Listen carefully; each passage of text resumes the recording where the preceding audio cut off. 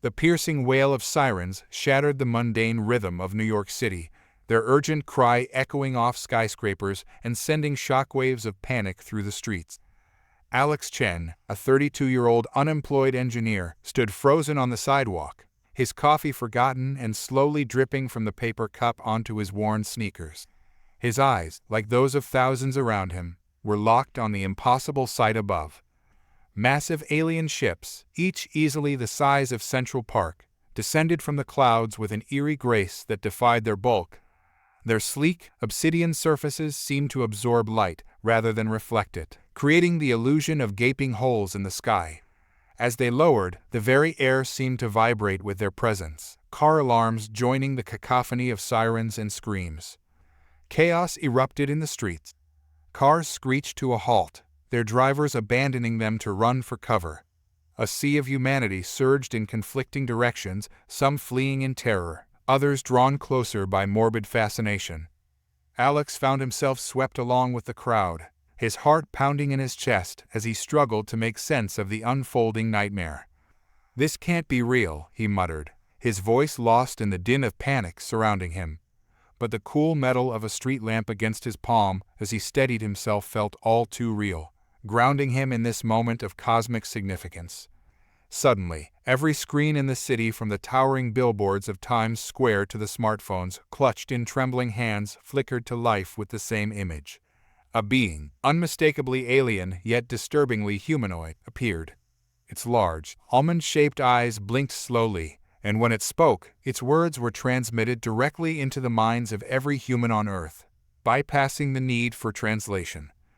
"People of Earth," the alien began, its telepathic voice resonating with a mixture of urgency and desperation. "We come to you not as conquerors, but as supplicants. Our civilization stands on the brink of annihilation, and you humanity are our last hope." The alien's next words sent a collective gasp rippling through the crowd. "We possess technology beyond your wildest dreams, but we lack something you have in abundance, something that makes your species unique in all the galaxy. We need your creativity, your adaptability, your irrational yet brilliant capacity to innovate in the face of impossible odds. Without an alliance between our peoples, both our civilizations are doomed to fall before a threat you cannot yet comprehend." As the alien's message concluded, screens returned to normal, leaving a stunned silence in its wake. The city that never sleeps had come to a standstill, millions of minds reeling from the implications of what they'd just heard. Alex found himself laughing hysterically, the absurdity of the situation overwhelming him. Here he was, an engineer who couldn't even land a job in a booming economy, and now aliens were begging for human help. The world had turned upside down in a matter of minutes. As the initial shock began to wear off, questions exploded like fireworks in Alex's mind. What was this threat the aliens spoke of? How could humans possibly help a civilization capable of interstellar travel? And most pressingly, why did he feel a growing sense that he, a down-on-his-luck engineer, might have a crucial role to play in humanity's response to this cosmic plea for help?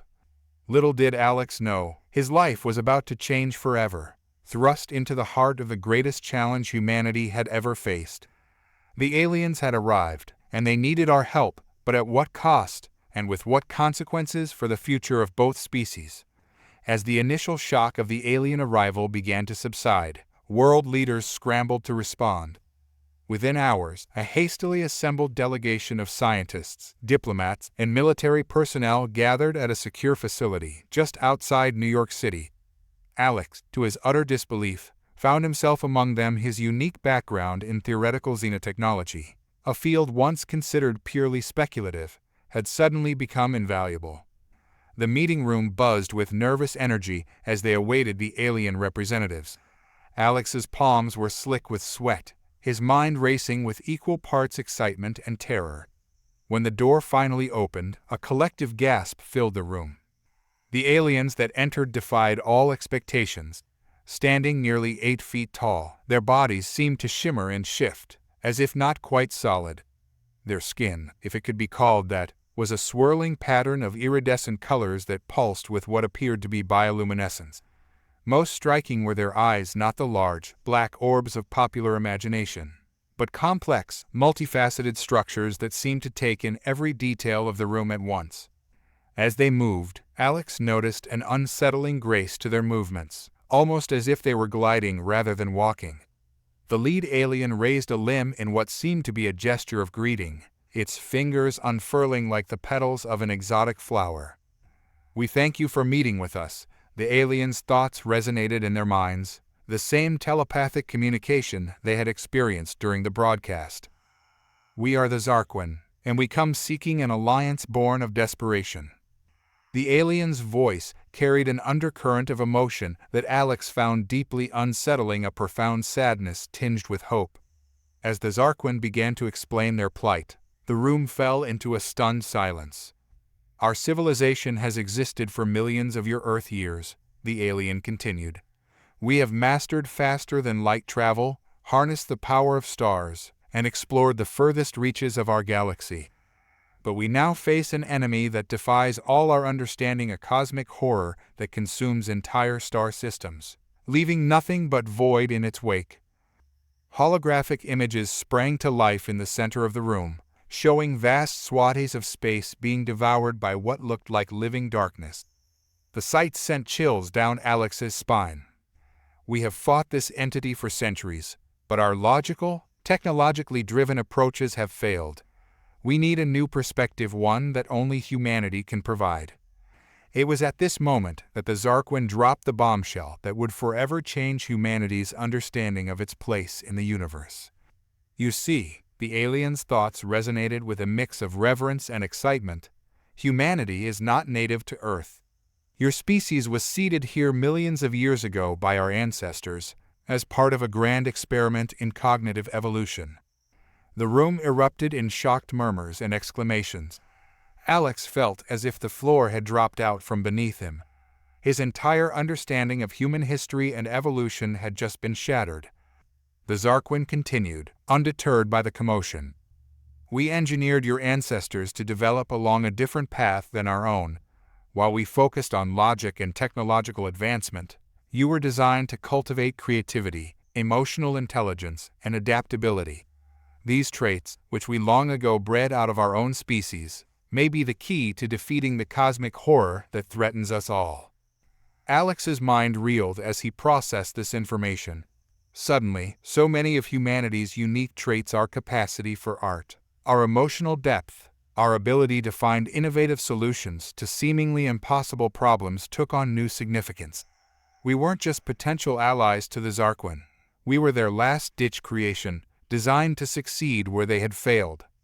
As the implications of this revelation sank in, Alex felt a strange mix of emotions wash over him.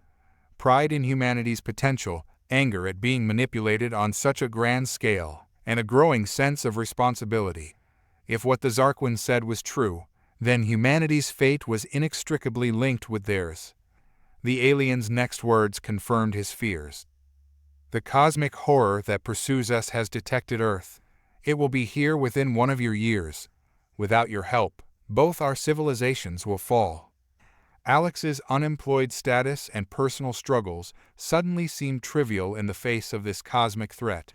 He realized that his unique background, the very thing that had made him an outcast in the job market, might now be crucial in forging this unprecedented alliance. As the meeting adjourned, with world leaders visibly shaken and scientists already beginning to argue about the implications, Alex felt a tap on his shoulder. He turned to find himself face to face with one of the Zar'quin. "You," the alien's thoughts echoed in his mind, "have a vital role to play in what is to come." With those words, Alex knew his life would never be the same. The fate of two civilizations now hung in the balance, and somehow he was at the center of it all. In the days following the Zar'quin's arrival, the world teetered on the brink of chaos. News of humanity's true origins and the impending cosmic threat spread like wildfire, igniting a spectrum of reactions across the globe. World leaders scrambled to maintain order while grappling with the unprecedented situation. The United Nations convened an emergency session, broadcast live to billions. Heated debates erupted over how to respond to the Zar'quin's plea for help. Some nations advocated for immediate cooperation, while others urged caution, fearing deception or manipulation. Religious institutions found themselves in turmoil. The Vatican issued a carefully worded statement, calling for calm and emphasizing the importance of faith in uncertain times. Other religious leaders struggled to reconcile their teachings with the new reality, leading to schisms and the emergence of new, alien-centric belief systems. The scientific community was equally divided. Some researchers embraced the opportunity to learn from an advanced civilization, while others questioned the ethics of engaging with beings who had essentially engineered humanity. Conspiracy theorists had a field day, their once fringe ideas suddenly seeming plausible in light of the revelations. Amidst this global upheaval, Alex found himself thrust into a whirlwind of activity. His expertise in theoretical xenotechnology made him a valuable asset to the newly formed Human Zar'quin Cooperation Task Force. Days blurred into nights as he worked alongside top scientists and military personnel, trying to bridge the vast technological gap between the two species. Yet, despite the importance of his work, Alex struggled with an overwhelming sense of insignificance. The scope of the situation, a cosmic horror threatening to devour entire star systems, made his personal struggles seem trivial. Sleepless nights were spent staring at the ceiling, his mind racing with questions about his place in this new reality. One particularly restless night, Alex found himself wandering the secure facility where he now lived and worked. He came across a Zar'quin in an observation room, its multifaceted eyes fixed on the stars visible through a large window. "You are troubled," the alien's thoughts resonated in Alex's mind. Alex nodded, surprised by the Zar'quin's perceptiveness. "I can't help feeling small," he admitted. "A few weeks ago, I was worried about finding a job. Now, the fate of two civilizations is at stake, and somehow I'm involved. It's overwhelming." The Zar'quin's colors shifted, reflecting what Alex interpreted as understanding.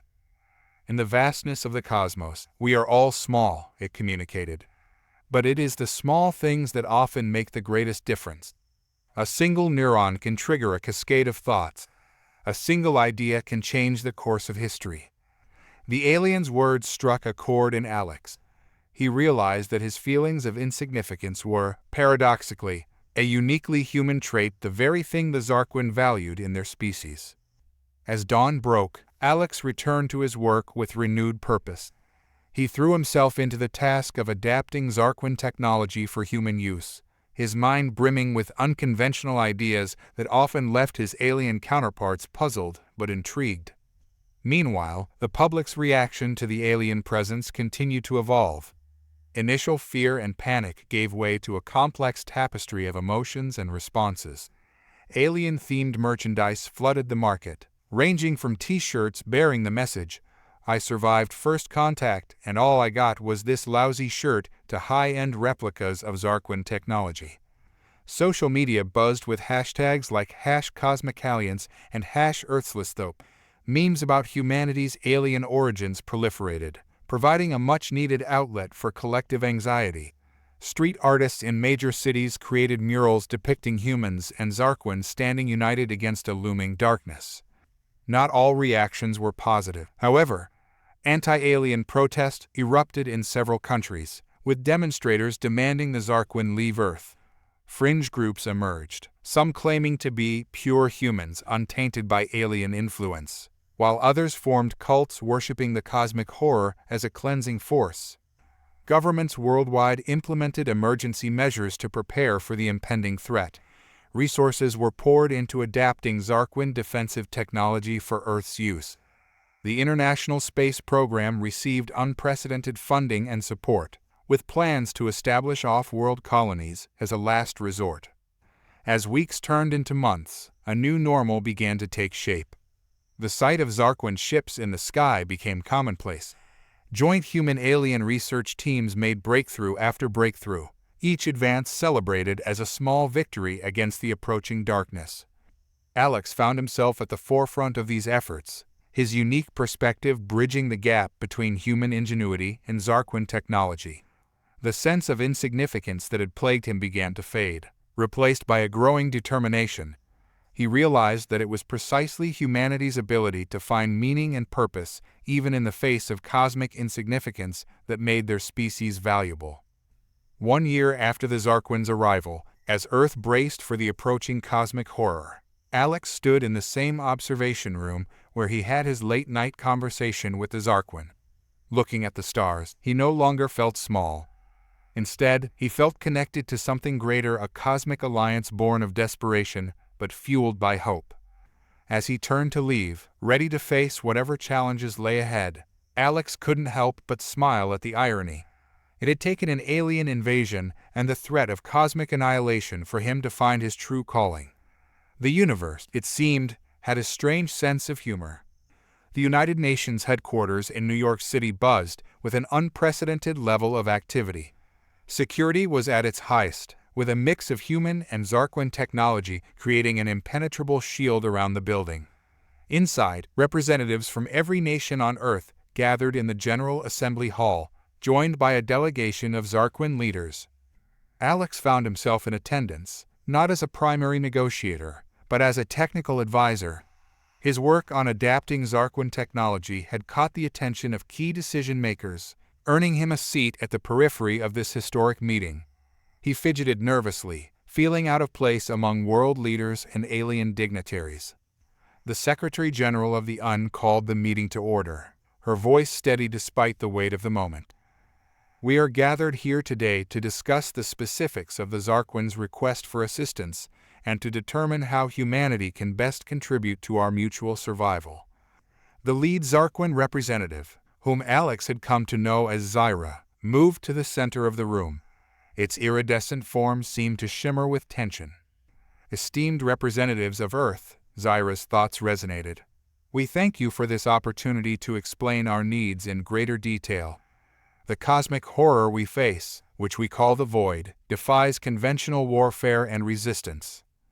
Holographic images materialized, showing the Void in action, a living darkness that seemed to unravel the very fabric of space-time. Several delegates visibly recoiled at the sight. "Our technology, advanced as it is, has proven ineffective against this threat," Zyra continued. "The Void adapts to and absorbs every weapon we devise. It learns, evolves, and grows stronger with each encounter. Our logical, predictable approaches have only served to make it more formidable." A murmur ran through the human delegates. The U.S. representative leaned forward, her brow furrowed. "If your advanced civilization can't stop this threat, what makes you think we can help?" Zyra's colors pulsed in what Alex had learned to recognize as excitement. "It is precisely because of your less advanced state that you are our best hope. Humanity possesses qualities that we engineered out of our own species eons ago: creativity, irrationality, the ability to make intuitive leaps that defy logic. These traits make you unpredictable, and unpredictability is the key to defeating the Void." The Chinese delegate spoke up, his voice skeptical. "You speak in generalities. What specific assistance do you require from us?" Zyra's form seemed to hesitate for a moment before responding. "We need 3 things. First, we need your scientists and engineers to work alongside ours, bringing fresh perspectives to our technology. Second, we need access to your cultural archives, your art, music, literature, and philosophy. The Void seems to falter when confronted with complex emotional and abstract concepts." The room fell silent, delegates exchanging puzzled glances. The third request, it seemed, was the most difficult to voice. "Lastly," Zyra continued, its thoughts tinged with what felt like embarrassment, "we need volunteers willing to undergo a process we call neural bridging.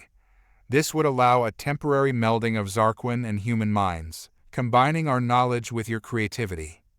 The assembly erupted into chaos. Shouts of protest and disbelief filled the air. The Secretary General struggled to maintain order. In the midst of the commotion, Alex found his mind racing.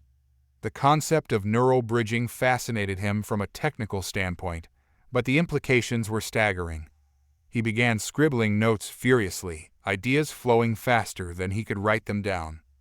As the uproar continued, Alex felt a sudden, inexplicable urge to speak. Before he could second-guess himself, he stood up, raising his hand to catch the Secretary General's attention. "If I may," he began, his voice shaky but gaining strength as he spoke.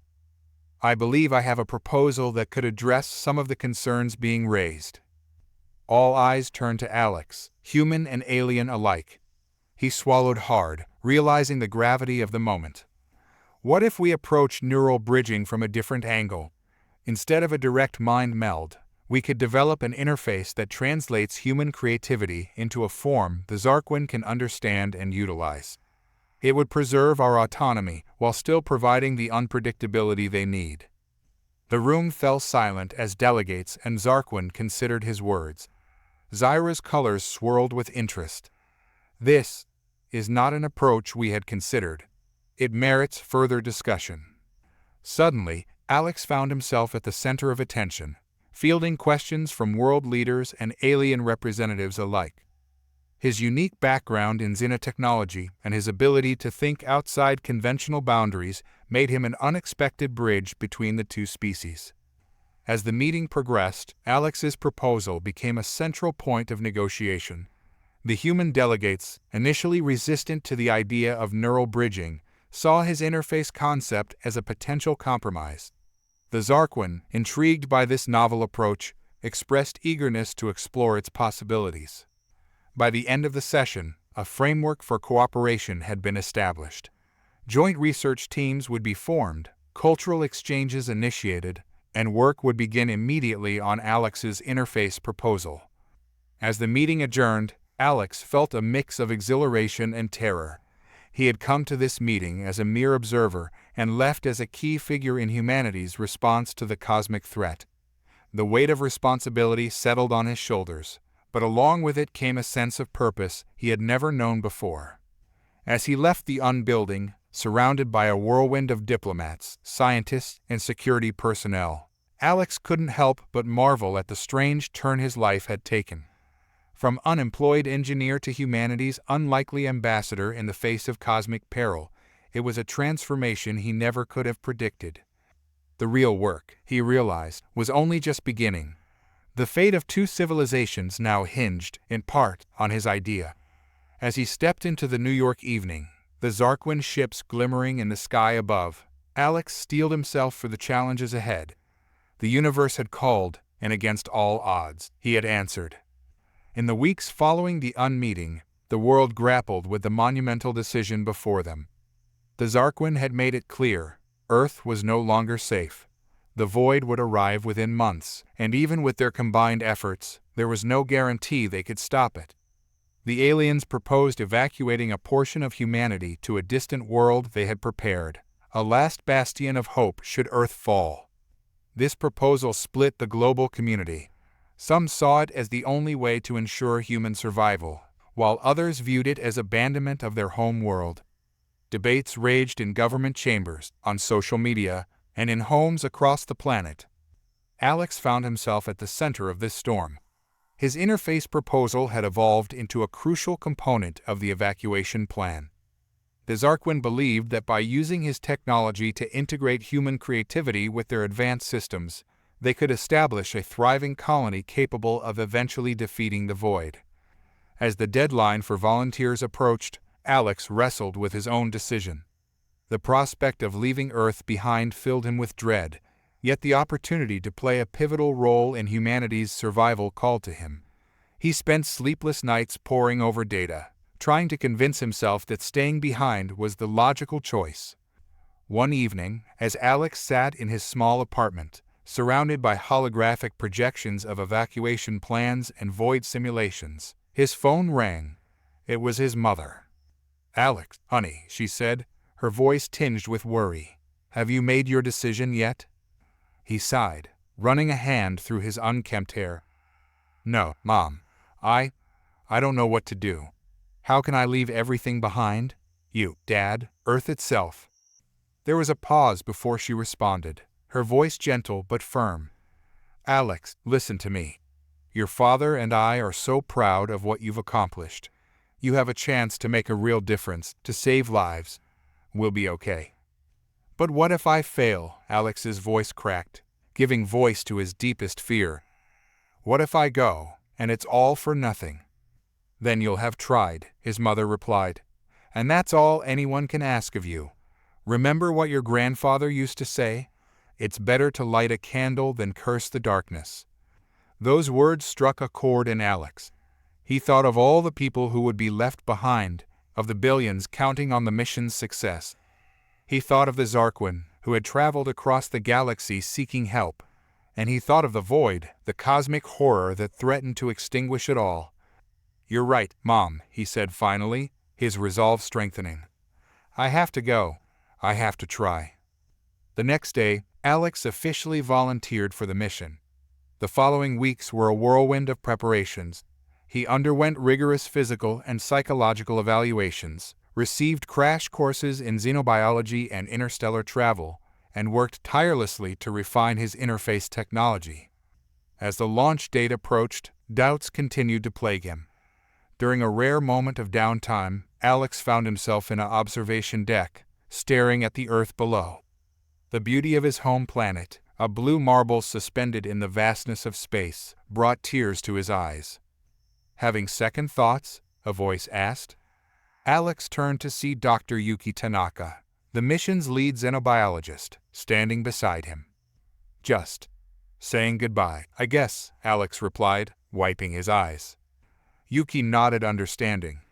"It's okay to be scared, you know. We all are. But remember, we're not just leaving Earth behind. We're carrying it with us, its hopes, its dreams, its potential." Her words resonated with Alex, helping to quell some of his fears. Yet, as he returned to his quarters to finish packing the few personal items he was allowed to bring, a new worry surfaced. What if the evacuation wasn't enough? What if the void followed them? On the eve of the launch, Alex made one final call to his parents. They talked for hours, reminiscing about his childhood, sharing laughs and tears. As they said their goodbyes, his father's voice grew serious. "Alex, I want you to know something," he said. "No matter what happens, no matter how far you go, you'll always be our son. Earth will always be your home. Carry that with you." Those words echoed in Alex's mind as he boarded the massive Zar'quin ship the next day. He clutched a small photo of his family in one hand and a data drive containing his life's work in the other. As the ship's engines roared to life, Alex took one last look at the receding Earth. Fear still gnawed at him, fear of the unknown, fear of failure, fear of never seeing his home again. But alongside that fear was a growing sense of determination. He was no longer just Alex Chen, unemployed engineer. He was a representative of humanity, embarking on the most important journey in history. As Earth disappeared from view, replaced by the star-studded expanse of space, Alex made a silent promise. He would do everything in his power to protect his home, to defeat the void, and to ensure that one day humanity could return to the blue planet that had nurtured them. The ship accelerated, carrying Alex and thousands of other volunteers into the unknown. Behind them, Earth continued its lonely orbit around the sun, awaiting an uncertain fate.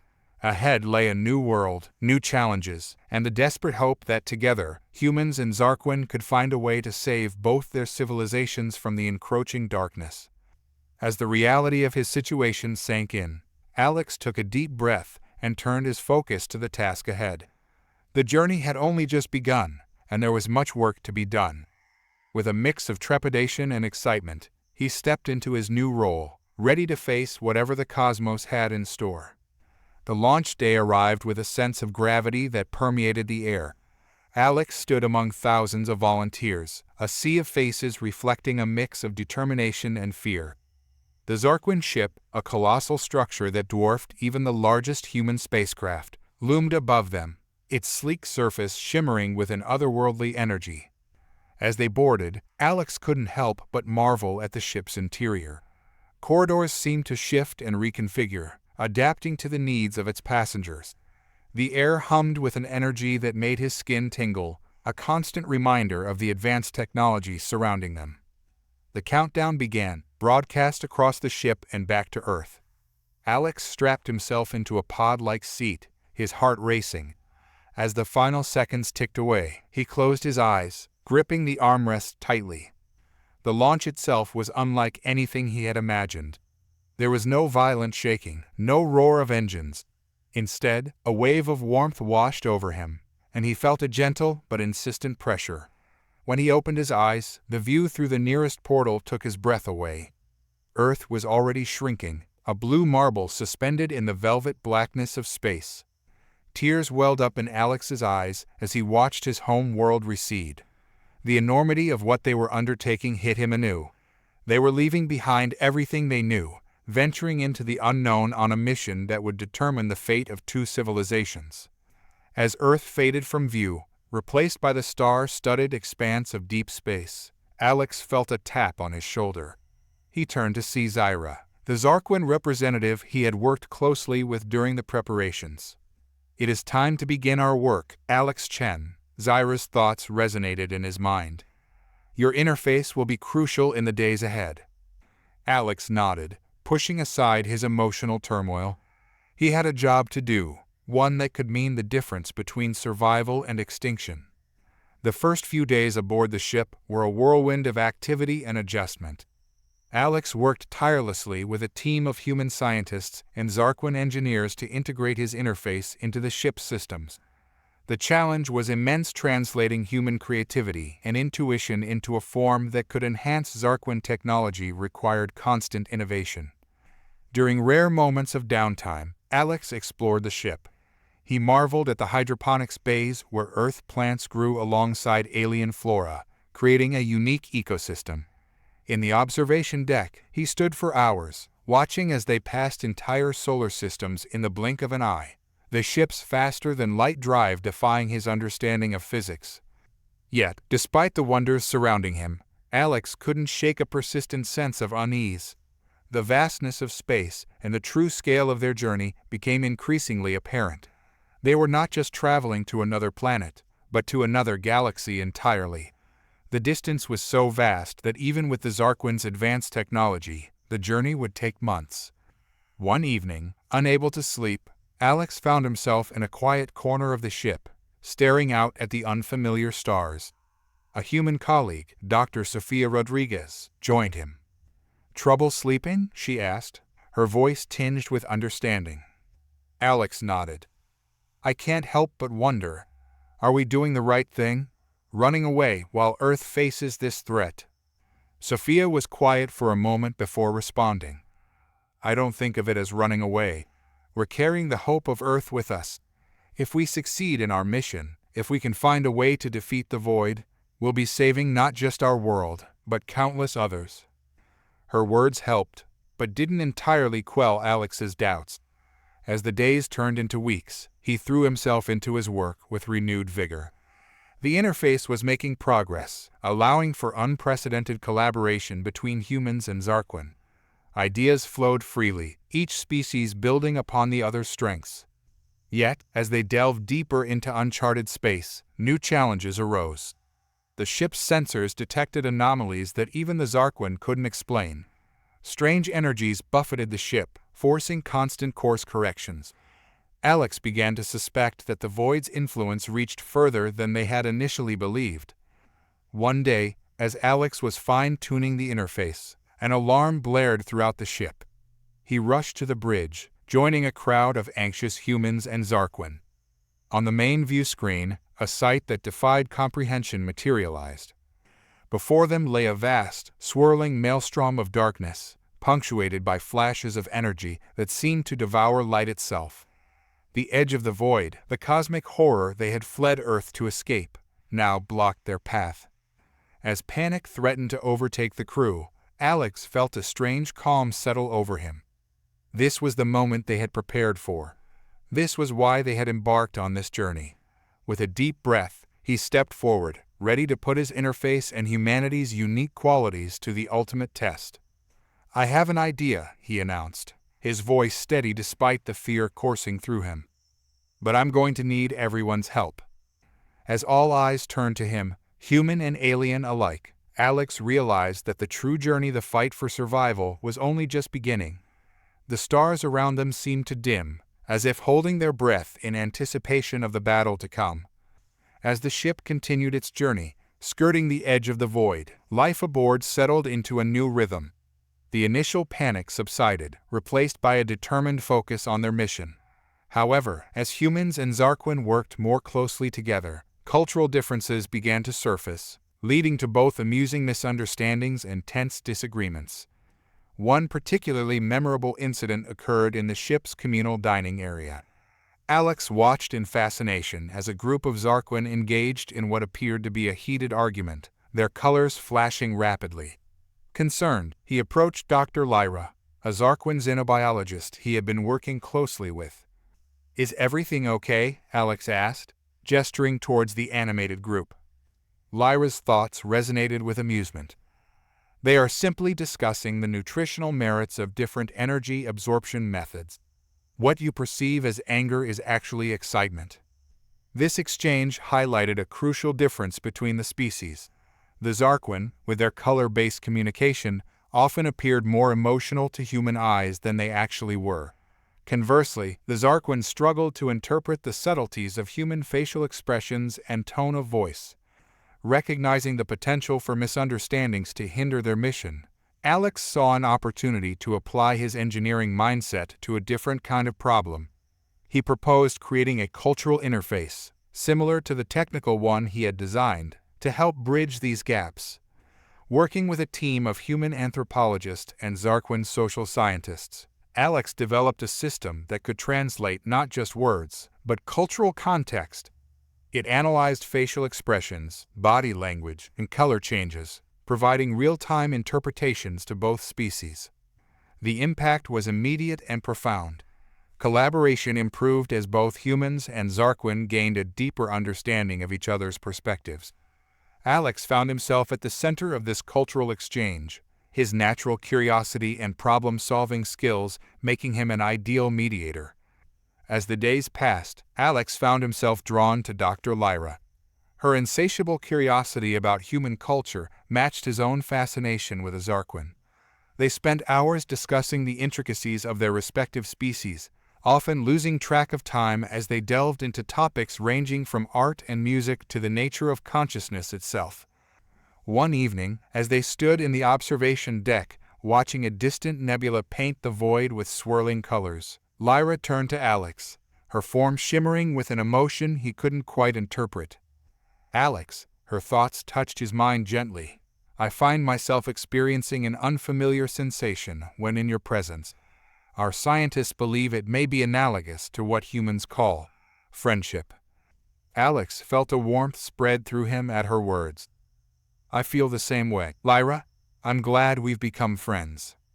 As their friendship deepened, Alex discovered that the Zar'quin, despite their advanced technology, had lost touch with certain aspects of their own history and culture. Centuries of logical, efficiency-driven existence had led them to discard much of their artistic and emotional heritage. Inspired by this revelation, Alex organized a cultural festival aboard the ship. Humans shared their music, art, and literature, while the Zar'quin were encouraged to explore their long-forgotten creative traditions. The event was a resounding success, fostering a sense of unity and shared purpose among the two species. However, not all cultural exchanges were smooth. A group of human volunteers, struggling with homesickness and the stress of their mission, began to isolate themselves. They viewed the Zar'quin with suspicion, questioning the aliens' motives and the true nature of the void. Alex recognized the danger this division posed to their mission. Drawing on his experience with team dynamics from his engineering days, he proposed a series of joint projects that would require humans and Zar'quin to work closely together. These projects ranged from upgrading the ship's systems to creating hybrid art installations that combined human and Zar'quin aesthetics. As these collaborations progressed, tensions eased. The skeptical humans, working alongside their alien counterparts, began to see the Zar'quin as individuals rather than a monolithic other. Friendships formed, and a sense of shared purpose grew stronger. Throughout these experiences, Alex's relationship with Lyra continued to evolve. He found her perspective invaluable, often challenging his assumptions and pushing him to think in new ways. In turn, he helped her rediscover aspects of Zar'quin culture that had been lost to time, sparking a renaissance of sorts among her people. One day, as they worked together on improving the cultural interface, Lyra surprised Alex with a question. "Alex, I have been studying human concepts of relationships," she began, her color shifting in a pattern he had come to associate with curiosity and slight nervousness. "I understand that humans form deep bonds called best friends. Would it be accurate to categorize our relationship in this way?" Alex felt a surge of emotion at her words. "Yes, Lyra," he replied with a smile, "I think it would be very accurate to call you my best friend." As the ship continued its journey towards an uncertain future, Alex realized that these connections, the friendships, the cultural exchanges, the shared experiences were just as important as the technology they were developing. In facing the void, they would need not just advanced science, but the strength that came from true understanding and unity between their species. The stars streaked by outside, a constant reminder of the vast distance they had traveled and the challenges that lay ahead. But within the ship, a new culture was forming, not quite human, not quite Zar'quin, but something entirely unique. And at the heart of it all was Alex, the unlikely engineer turned cultural bridge, ready to face whatever the universe had in store. The ship's alarms blared, shattering the relative calm that had settled over the crew in recent weeks. Alex bolted upright in his quarters, heart racing as the emergency lights bathed everything in an eerie red glow. He rushed to the nearest communication panel, where Lyra's thoughts immediately resonated in his mind. "Alex, we need you in the engine room immediately. We're experiencing a critical malfunction in the faster-than-light drive." Without hesitation, Alex sprinted through the corridors, joining a mixed team of human engineers and Zar'quin technicians converging on the engine room. As the doors slid open, he was hit by a wave of heat and the acrid smell of burning circuitry. Captain Alex Chen, the human leader of the expedition, was already there, her face grim as she conferred with the Zar'quin chief engineer. "The drive's containment field is failing," she explained as Alex approached. "If we can't stabilize it, we'll be torn apart by the very forces propelling us through space." Alex's mind raced, analyzing the problem. The Zar'quin technology was far beyond his full comprehension, but he understood the basic principles. "What about rerouting power from non-essential systems to reinforce the containment field?" he suggested. The Zar'quin engineer's colors pulsed with what Alex had learned to recognize as frustration. "We've tried. The power transfer nodes are overloading faster than we can compensate." As the ship shuddered ominously, Alex had a flash of inspiration. His gaze fell on his cultural interface device, still clipped to his belt. "What if we used the neural network from the cultural interface to create a more efficient power distribution system?" he proposed. "It's designed to process and adapt to complex, ever-changing data streams. We could repurpose it to anticipate and balance power fluctuations in real time." There was a moment of stunned silence as both humans and Zar'quin considered the audacious idea. Then, in a flurry of activity, they set to work. Alex found himself at the center of the operation, directing the integration of his interface technology with the ship's power systems. The next hours were a blur of frantic activity. Alex's hands flew over control panels, making split-second decisions as he worked to merge human intuition with Zar'quin precision. The ship groaned and shuddered around them, the very fabric of space-time straining against the failing drive. Just when it seemed they might fail, the system stabilized. The alarms fell silent, replaced by an almost eerie quiet. Alex slumped against a console, exhausted but elated. Around him, humans and Zar'quin alike celebrated, their joy transcending species barriers. Captain Chen approached Alex, her expression a mix of relief and admiration. "Quick thinking, Chen. You may have just saved all our lives."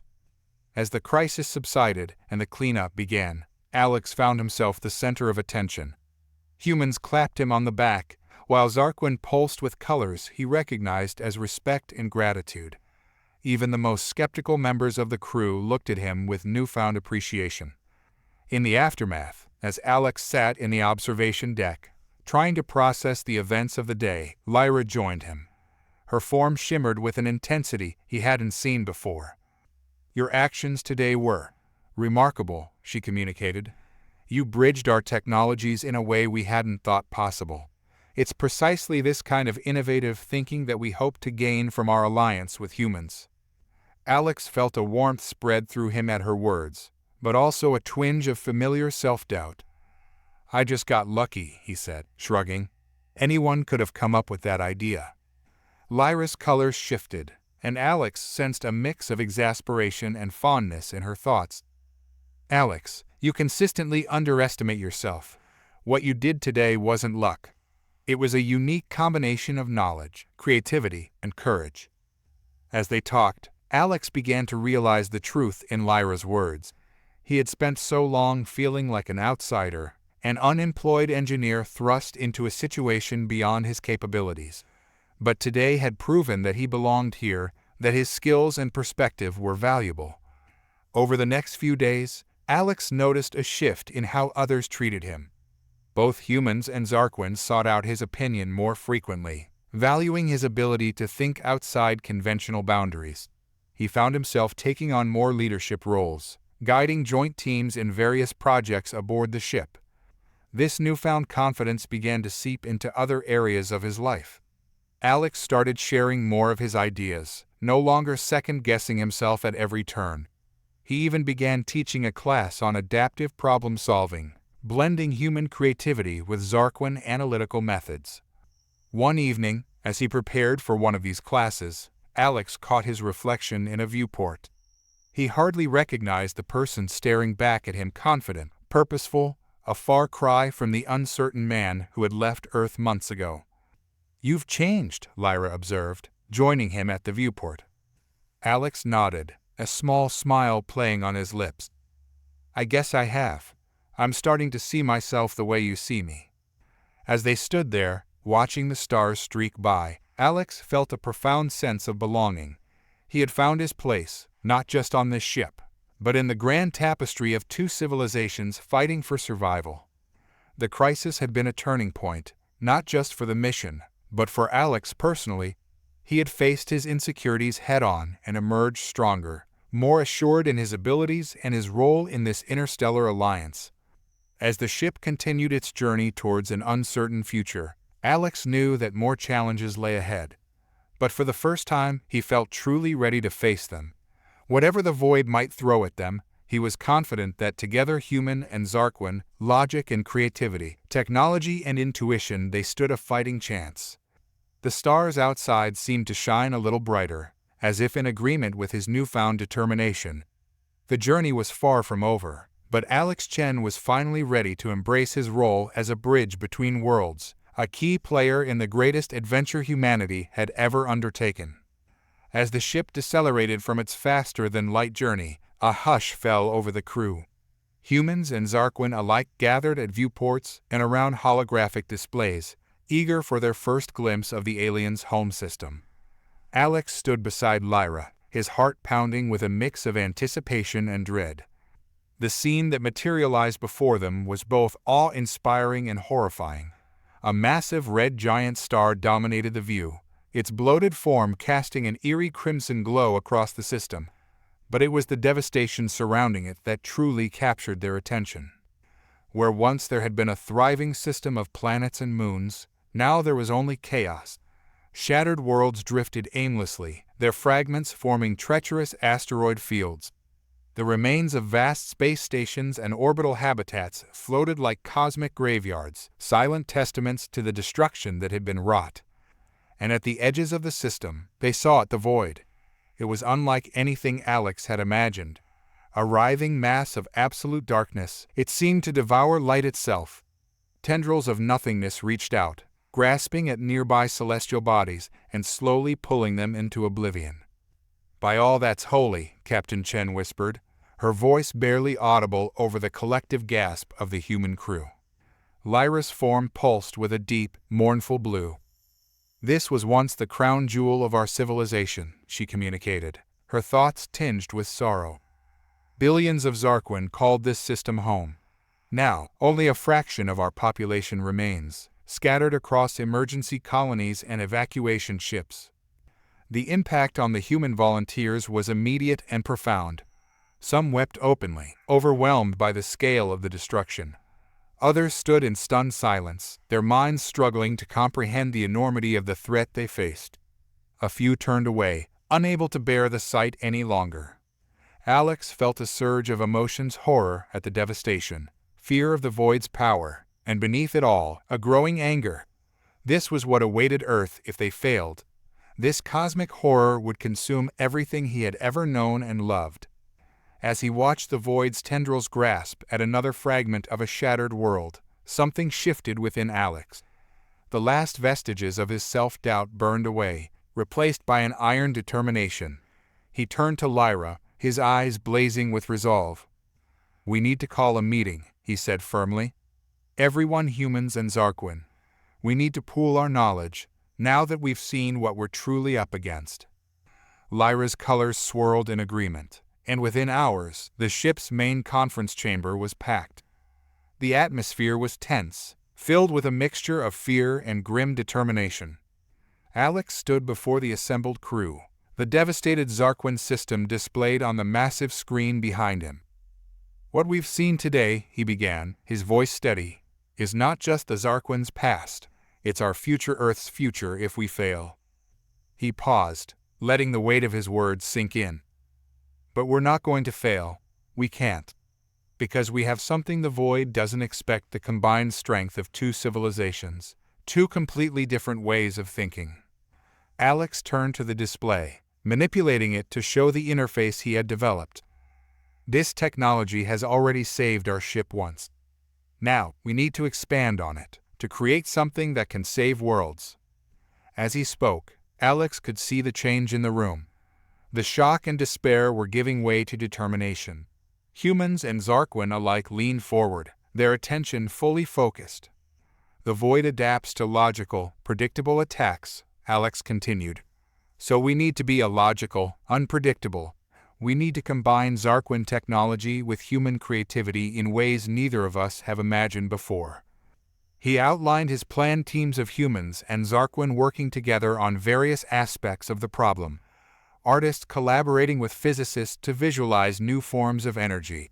Musicians and mathematicians exploring the harmonics of space-time.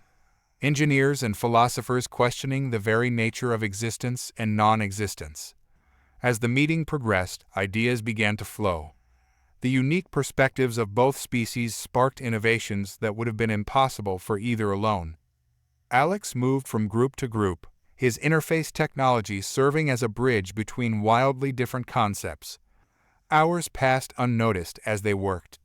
When they finally paused, exhausted but exhilarated, Alex realized something had fundamentally changed.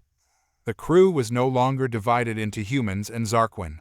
They had become a single, unified force, driven by a common purpose.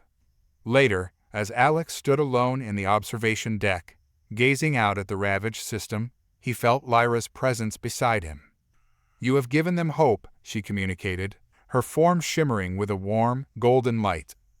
"In all our years of fighting the void, we never approached the problem quite like this." Alex nodded, his eyes fixed on the distant, writhing darkness of the void. "We're going to beat this thing, Lyra. Not just for Earth, not just for your people, but for every world that might fall victim to it." As he spoke the words, Alex realized he truly believed them. The path ahead would be difficult, perhaps even impossible, but for the first time since leaving Earth, he felt a genuine sense of hope. The void loomed in the distance, a cosmic horror beyond imagination. But as Alex watched the combined fleet of human and Zar'quin ships gather around them, he knew they were no longer facing it alone. They were no longer just two species allied by desperation. They had become something new, something stronger. With renewed determination, Alex turned away from the viewport. There was work to be done, a universe to save, and he was ready to face whatever challenges lay ahead, not as Alex Chen, the uncertain engineer from Earth, but as a vital part of the greatest collaboration in the history of two civilizations. As the fleet approached the Zar'quin home planet, Lyra's colors dimmed with a mixture of sorrow and apprehension. The once vibrant world now bore deep scars from its battle with the void. Vast swaths of the surface were shrouded in an impenetrable darkness, while the remaining habitable areas glowed with the desperate light of the last Zar'quin strongholds. The ship's communication system crackled to life, filling the bridge with urgent Zar'quin thoughts. Alex, now fluent in interpreting their color-based language, felt a chill run down his spine as he understood the message. "The Void's influence is stronger than we anticipated," Lyra translated for the human crew. "Our landing zones are compromised. The atmospheric disturbances are far more severe than our last data indicated." Captain Chen's face hardened as she processed this information. "What are our options?" Before Lyra could respond, the ship shuddered violently.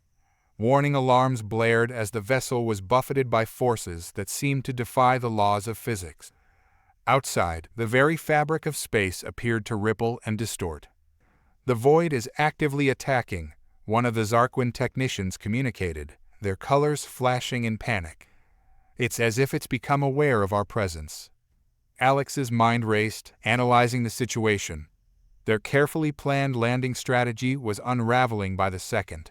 He could see the fear creeping into the eyes of his fellow humans, could sense the growing desperation in the Zar'quin's swirling colors. But where once he might have frozen in the face of such overwhelming odds, Alex now felt a surge of determined energy. He stepped forward, his voice cutting through the chaos on the bridge. "We need to think outside of conventional physics," he declared. "The Void doesn't play by our rules, so we need to change the game." He turned to the ship's main console, fingers flying over the controls as he pulled up the schematics for his neural interface. "If we can't land conventionally, we'll have to create our own stable zone. We can use the interface to generate a field that mimics the cognitive patterns of living beings." Lyra's colors pulsed with curiosity. "The Void seems to avoid direct contact with complex consciousness," she mused, catching on to Alex's train of thought. "Exactly," Alex nodded. "If we can project a large-scale version of our thought patterns, we might be able to carve out a safe corridor through the Void's influence." Captain Chen looked skeptical but determined. "It's not like we have many other options. What do you need?" For the next crucial minutes, the bridge became a hive of frenzied activity. Alex coordinated with both human and Zar'quin crew members, repurposing systems and rerouting power to support his audacious plan.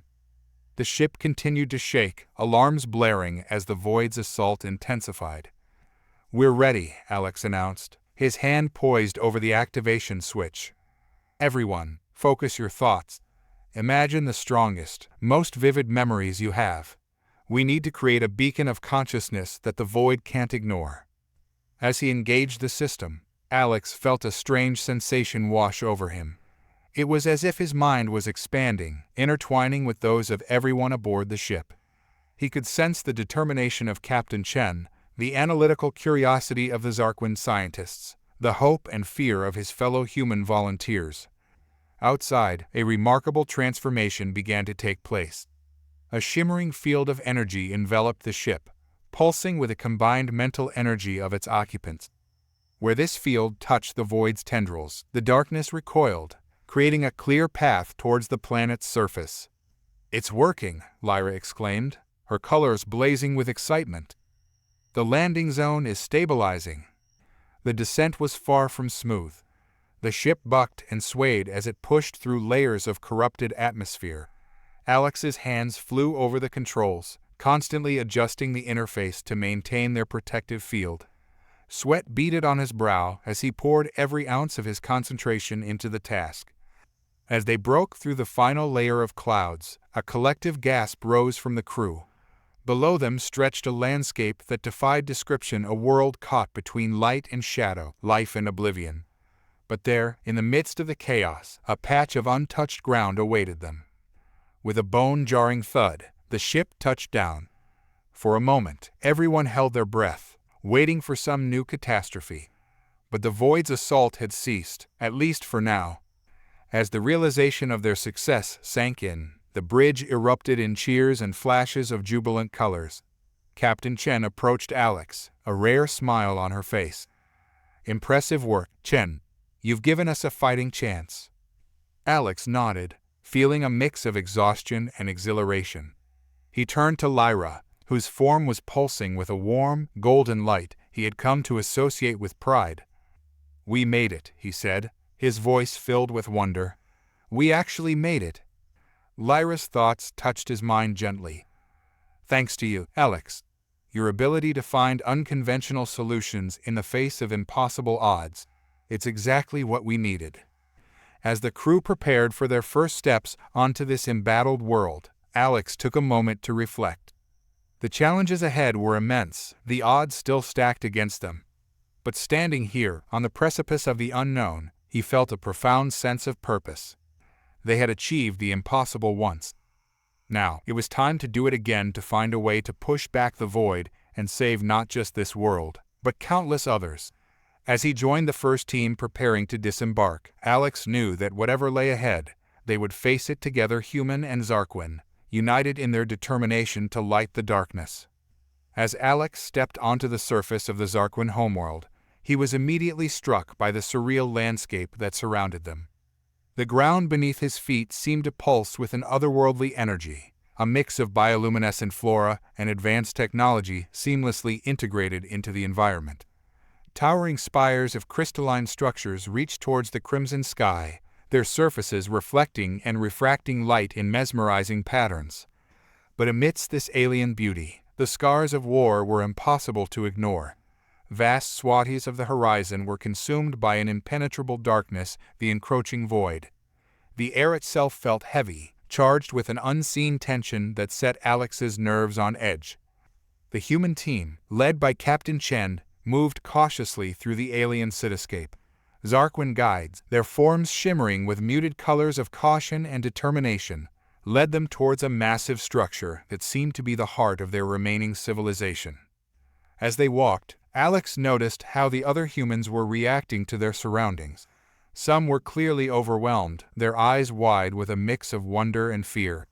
Others, like Dr. Rodriguez, were already taking samples and readings, their scientific curiosity overriding any trepidation. Alex found himself oddly at ease. His months of working closely with the Zar'quin had prepared him for this moment. He could read the subtle color changes in the structures around them, recognizing signs of distress and resilience in the very fabric of the alien world. Lyra moved beside him, her thoughts touching his mind. "Your adaptation to our world is remarkable, Alex. Many of our own kind struggle when returning after long absences." Before Alex could respond, an alarm sounded, a haunting, multitonal wail that seemed to come from everywhere at once. The Zar'quin guide's colors flashed in patterns of urgent warning. "Void incursion," Lyra translated, her own form pulsing with alarm. "We must seek shelter immediately." The team raced towards the central structure, but the encroaching darkness moved with unnatural speed. Alex watched in horror as tendrils of nothingness reached out, grasping at the edges of reality itself. Where they touched, matter simply ceased to exist, leaving behind gaps in the very fabric of space-time. As they ran, Alex's mind raced. The void's behavior seemed almost intelligent. It wasn't just a force of nature, but something with purpose, with strategy.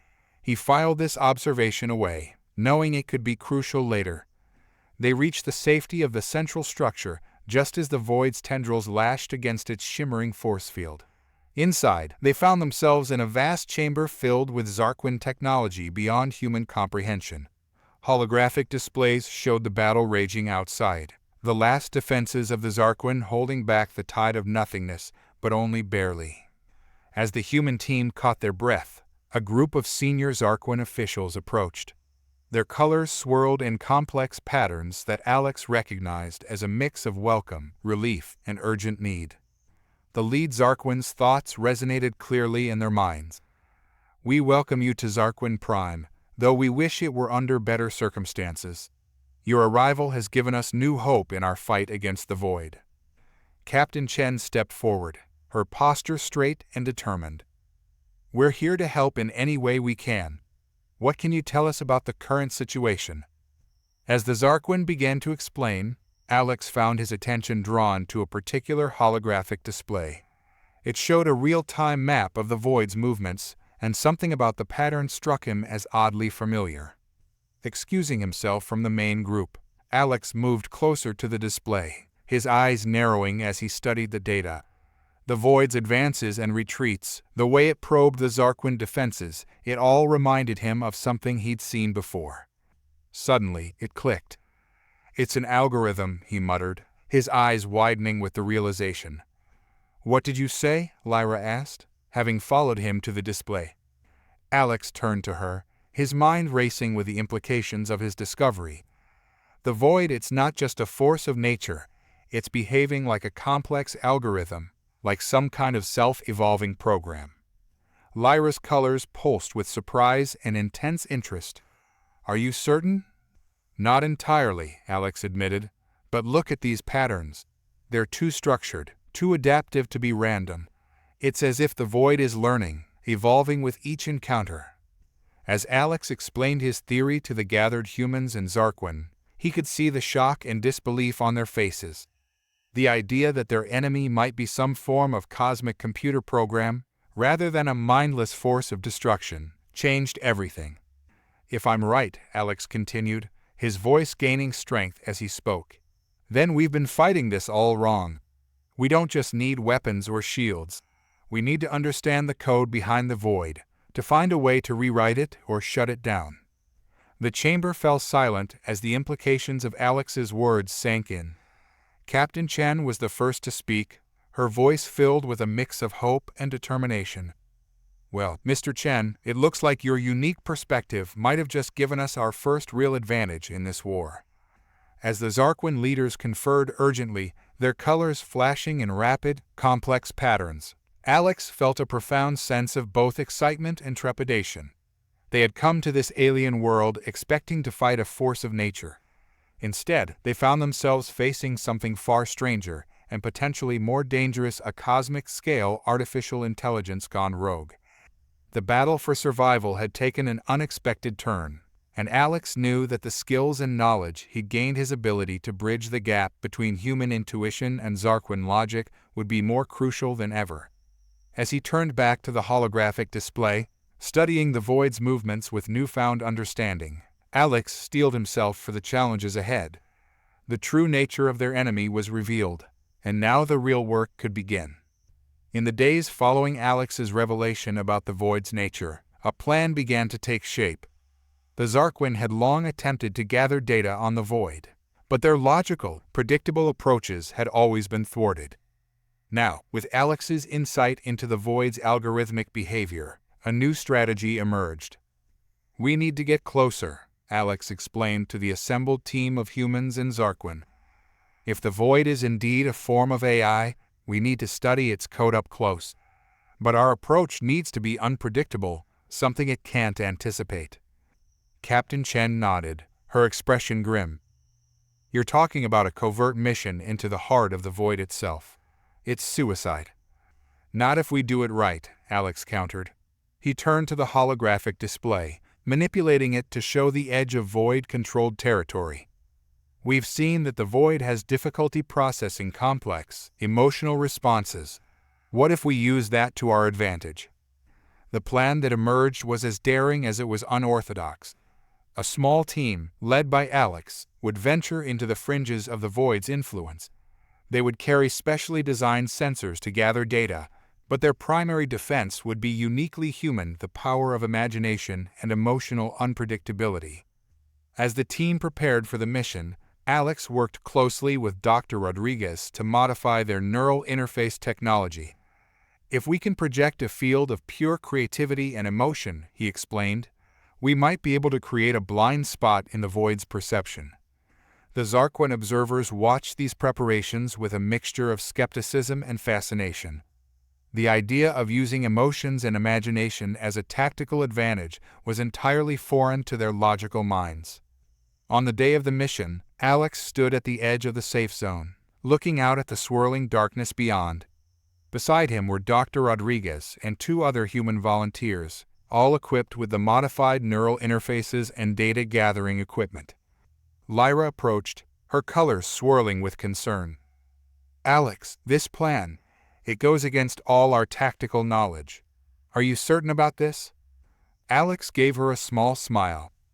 Sometimes, Lyra, the most powerful weapon is the one your enemy doesn't understand. We're betting on the Void's inability to comprehend the illogical. With a final check of their equipment, the team stepped beyond the force field. Immediately, they were engulfed in a world of shadows and distorted reality. Alex activated the neural interface, and a shimmering field of energy surrounded them, a manifestation of their combined emotional and creative output. As they ventured deeper into Void territory, Alex urged his team to let their minds wander, to think of the most abstract and emotionally charged concepts they could. Dr. Rodriguez recited poetry, another team member hummed a complex jazz melody, while Alex himself focused on the intricate plot of a science fiction novel he'd once read. To their amazement, it worked. The Void's tendrils seemed to slide around their bubble of human consciousness, unable to grasp or comprehend it.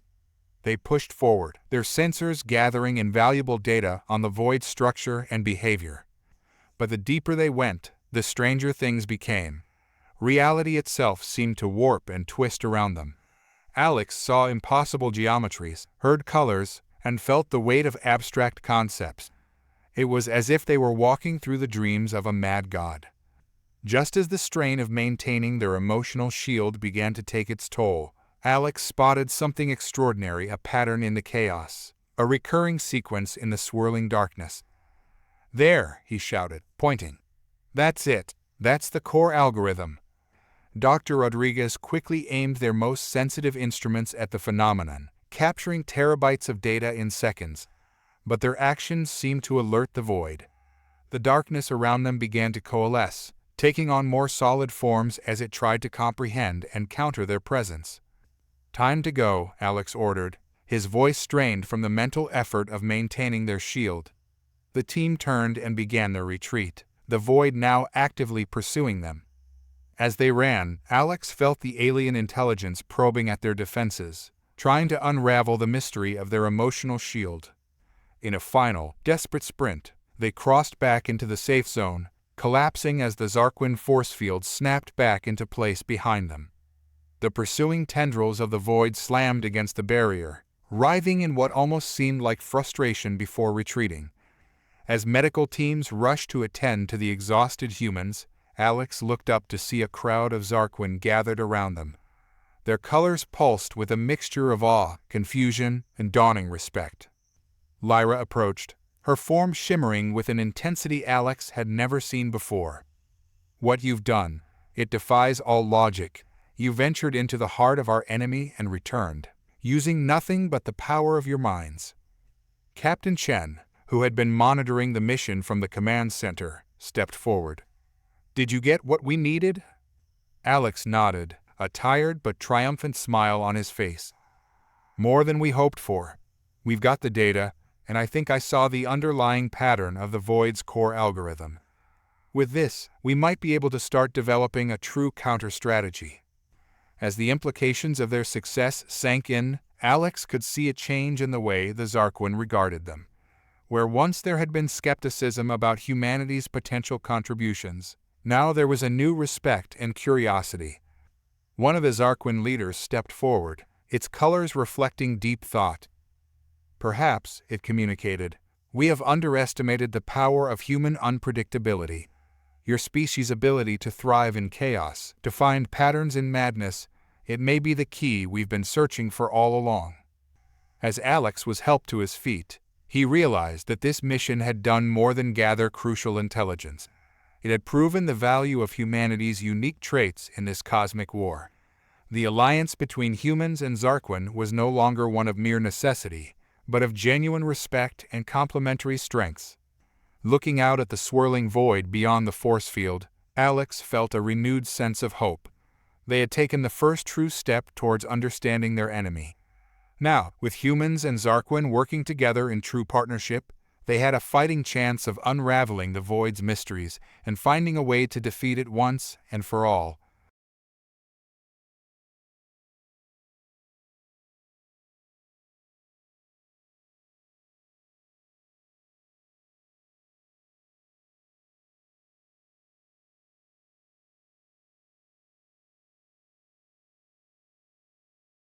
The experience had profoundly changed the dynamic between the two species. Where once there had been a polite but distant cooperation, now there was a genuine camaraderie. Alex noticed Zar'quin scientists adopting human gestures, while his fellow humans were beginning to communicate in color patterns as well as words. Lyra had become Alex's constant companion, her insights proving invaluable as they worked to understand the Void's complex algorithm. Late one night, as they pored over holographic representations of the data, Alex felt a sudden wave of emotion from her. "What is it?" he asked, looking up from his work. Lyra's colors swirled in a pattern Alex had come to recognize as deep contemplation.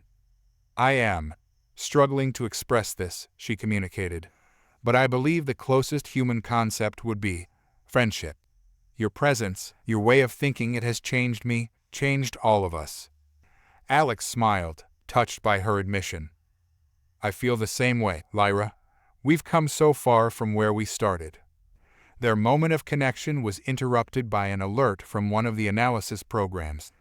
Alex turned back to the holographic display, his eyes widening as he took in the new information. "This can't be right," he muttered, fingers flying over the controls to double-check the results. Lyra moved closer, her form pulsing with curiosity. "What have you found?" Alex took a deep breath, his mind racing with the implications of what he was seeing. The Void's algorithm, it's not just complex, it's recursive. It's constantly rewriting itself, evolving with each interaction. He manipulated the display, zooming in on a particular sequence. "But look here, there's a pattern to the recursion. It's not random. It's as if—" Alex trailed off, a wild idea forming in his mind. He turned to Lyra, his eyes alight with excitement and trepidation. "Lyra, what if the Void isn't just an AI gone rogue? What if it's a program designed to evolve, to become the perfect problem-solving entity?" Lyra's colors flashed with shock. "Are you suggesting that the Void was created intentionally?" Alex nodded slowly. "It's possible. Maybe by some long-lost civilization, or even as a natural evolution of the universe itself. But if I'm right, then we've been looking at this all wrong. We don't need to destroy the Void, we need to communicate with it, to understand its purpose." The weight of this revelation settled over them both. If Alex was correct, it could completely change their approach to the war. But it also meant that the responsibility for making first contact with a potentially universe-altering entity now rested on their shoulders. Over the next few days, Alex presented his theory to the Joint Command. The reaction was mixed. Some, like Captain Chen, saw the potential in this new approach. Others, particularly among the Zar'quin leadership, were hesitant to abandon their defensive strategies. As debates raged, Alex found himself struggling with the enormity of the situation. Late one night, unable to sleep, he wandered to the observation deck. The Void loomed on the horizon, a constant reminder of the threat they faced.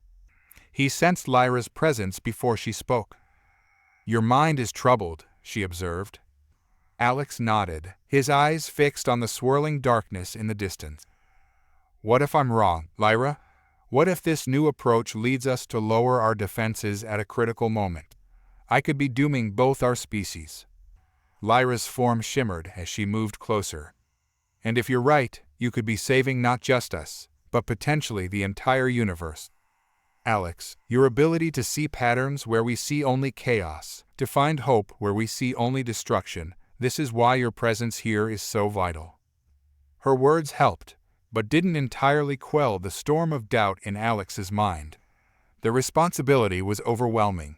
He was no longer just an engineer trying to help.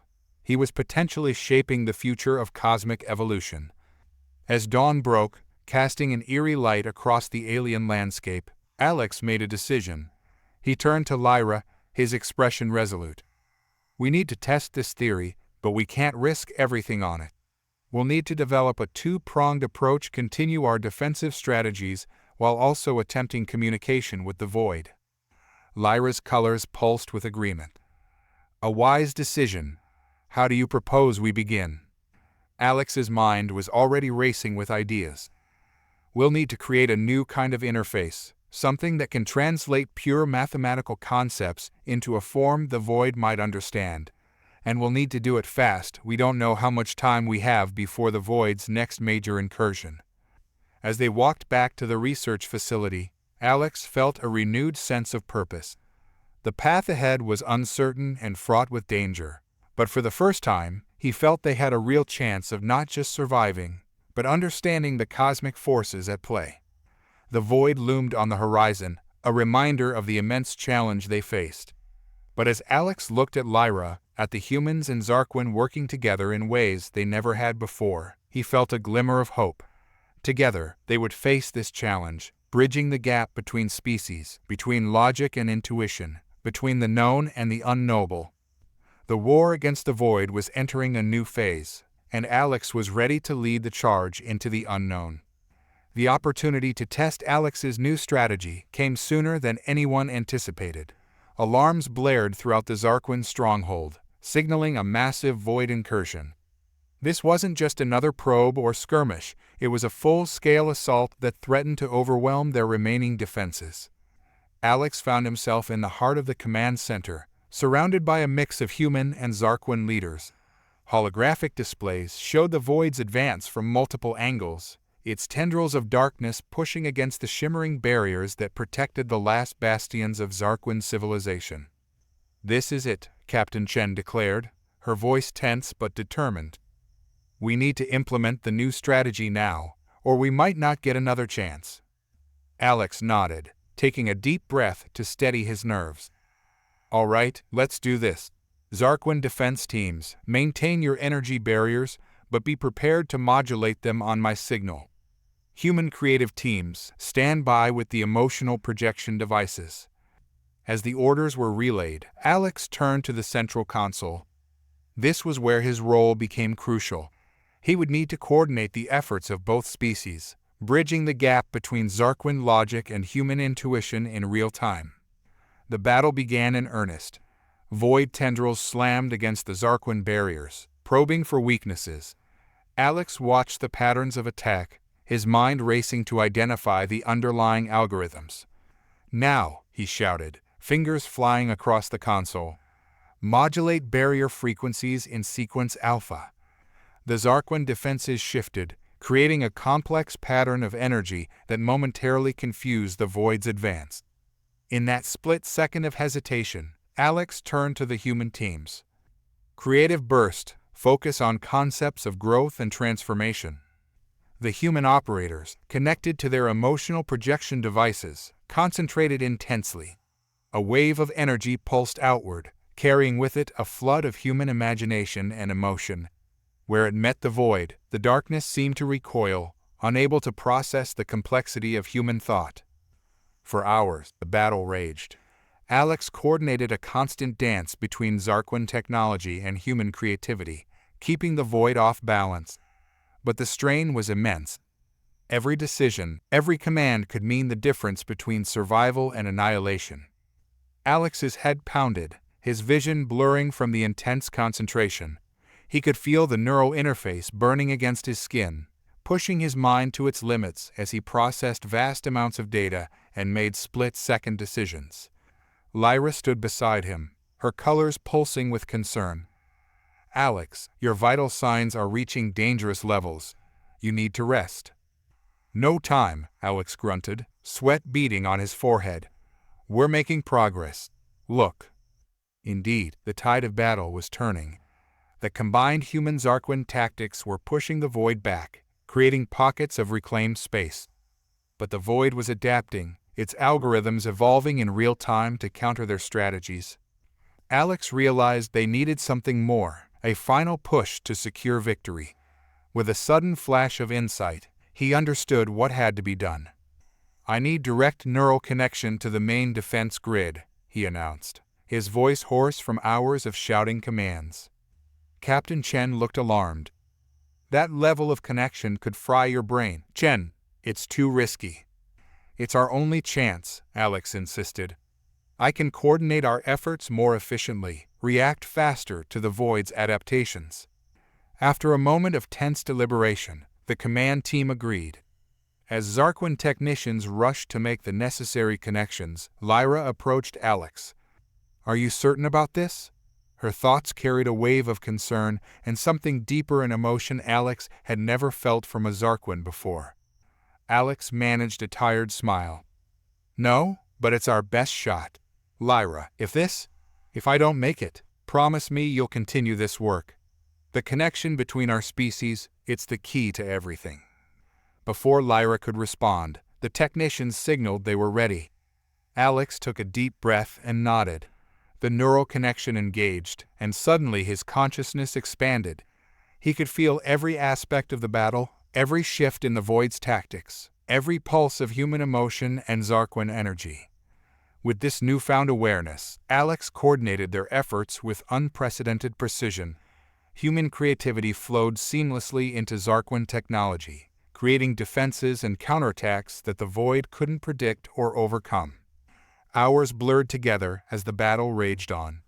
Alex lost all sense of his physical self, his entire being focused on the intricate dance of energy and information. Finally, with one last, monumental effort, they pushed the Void back.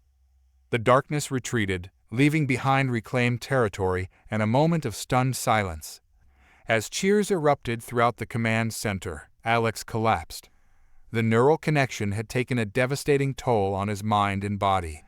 Medical teams rushed to his aid, but the damage was severe. When Alex regained consciousness days later, he found himself in a Zar'quin medical facility. His body was weak, and his mind felt fragmented. Lyra was by his side, her colors dim with worry. Did we win?" Alex managed to ask, his voice barely a whisper. Lyra's form brightened slightly. "Yes, Alex. We won.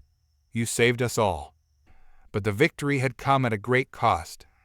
The intense neural connection had left lasting damage. Alex struggled with memory loss, chronic pain, and occasional neural misfires that made it difficult to concentrate. As he began the long process of recovery, Alex grappled with the consequences of his actions. He had helped turn the tide of the war, but at what personal cost? The road ahead would be challenging, filled with physical therapy and cognitive rehabilitation. Yet, as he looked at Lyra, at the humans and Zar'quin working together in the medical facility, Alex felt a sense of hope. He had given everything to forge this alliance, to find a way to fight the Void. Now, even as he faced his own battles, he knew that the connection between their species would continue to grow stronger. The war was far from over, but they had won a crucial victory, and in doing so, they had proven that together, humans and Zar'quin were a force that even the Void couldn't easily overcome. In the weeks following the battle, Alex found himself spending long hours in the Zar'quin medical facility's observation dome. The transparent ceiling offered a breathtaking view of the alien sky, where the distant stars competed with the swirling, ever-present threat of the Void on the horizon. On this particular evening, Alex sat in his hover chair, a marvel of Zar'quin medical technology that supported his still-recovering body. His gaze wandered from the stars to his own reflection in the dome's surface.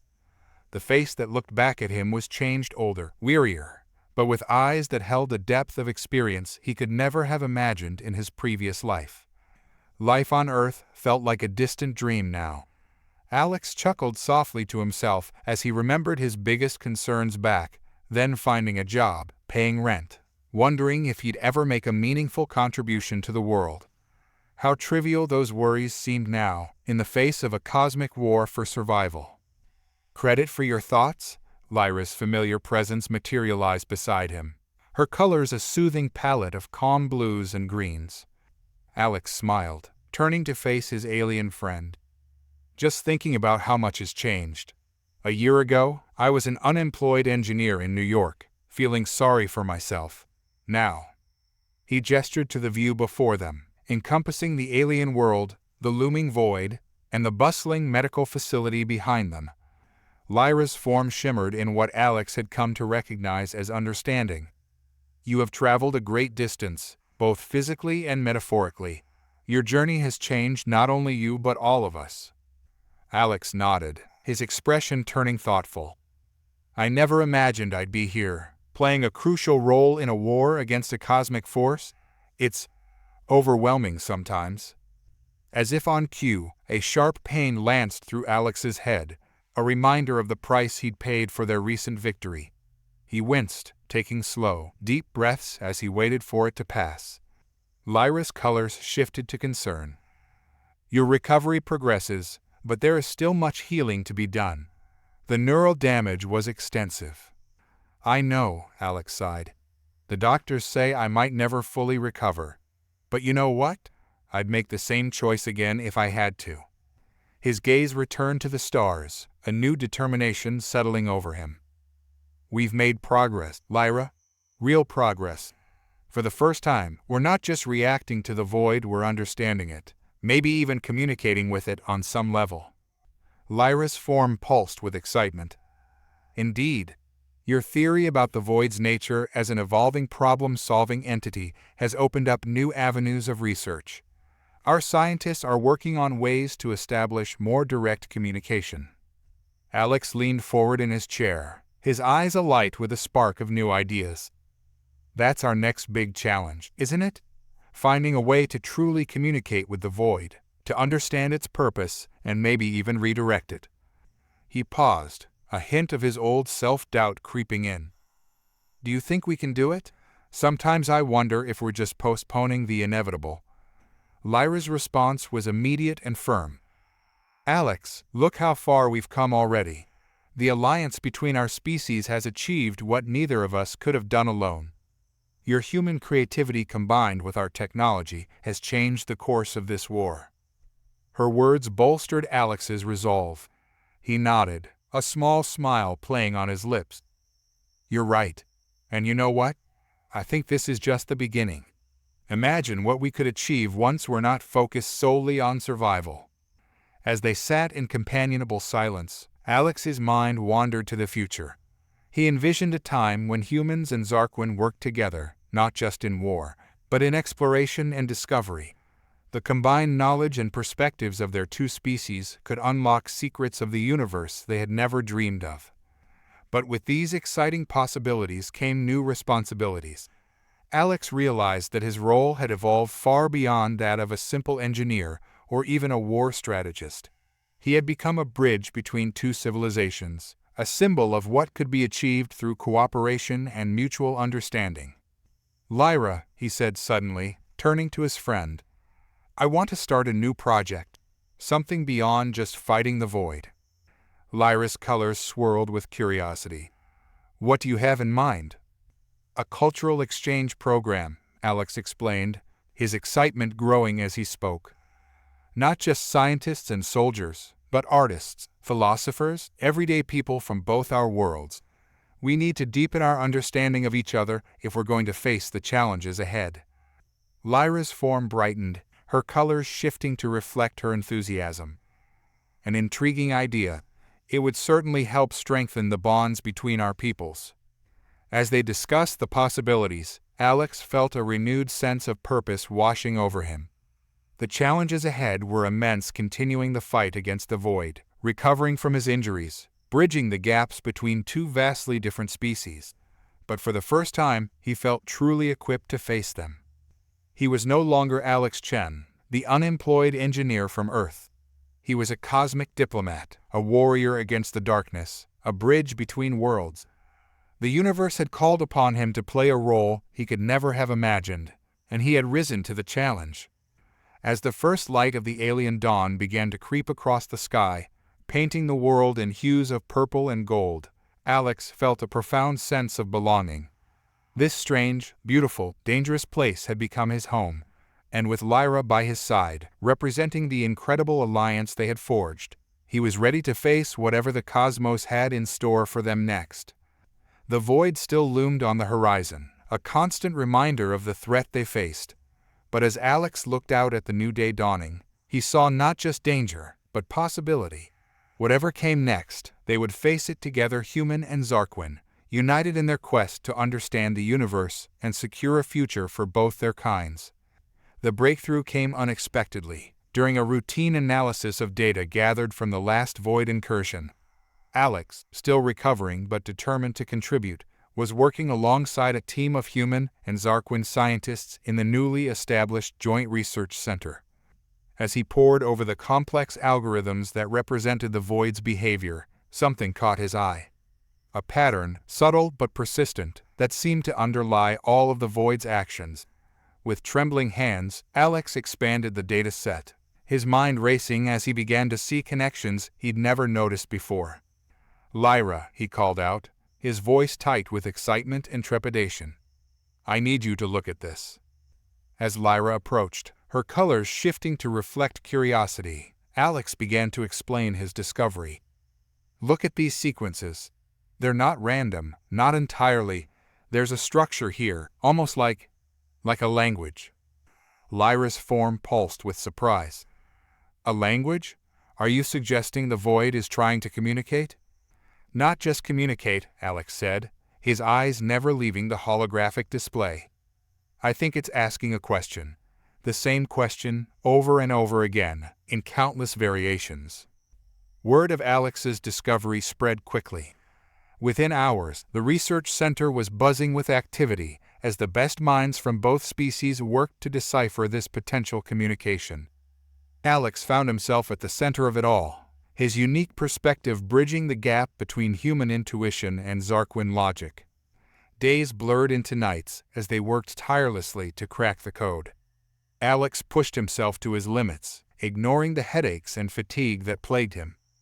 This was too important to let his injuries hold him back. Finally, after a week of intense effort, they had a breakthrough.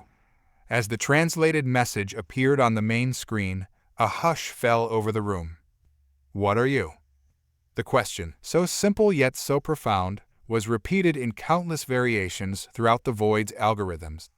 As the implications sank in, Alex felt a chill run down his spine.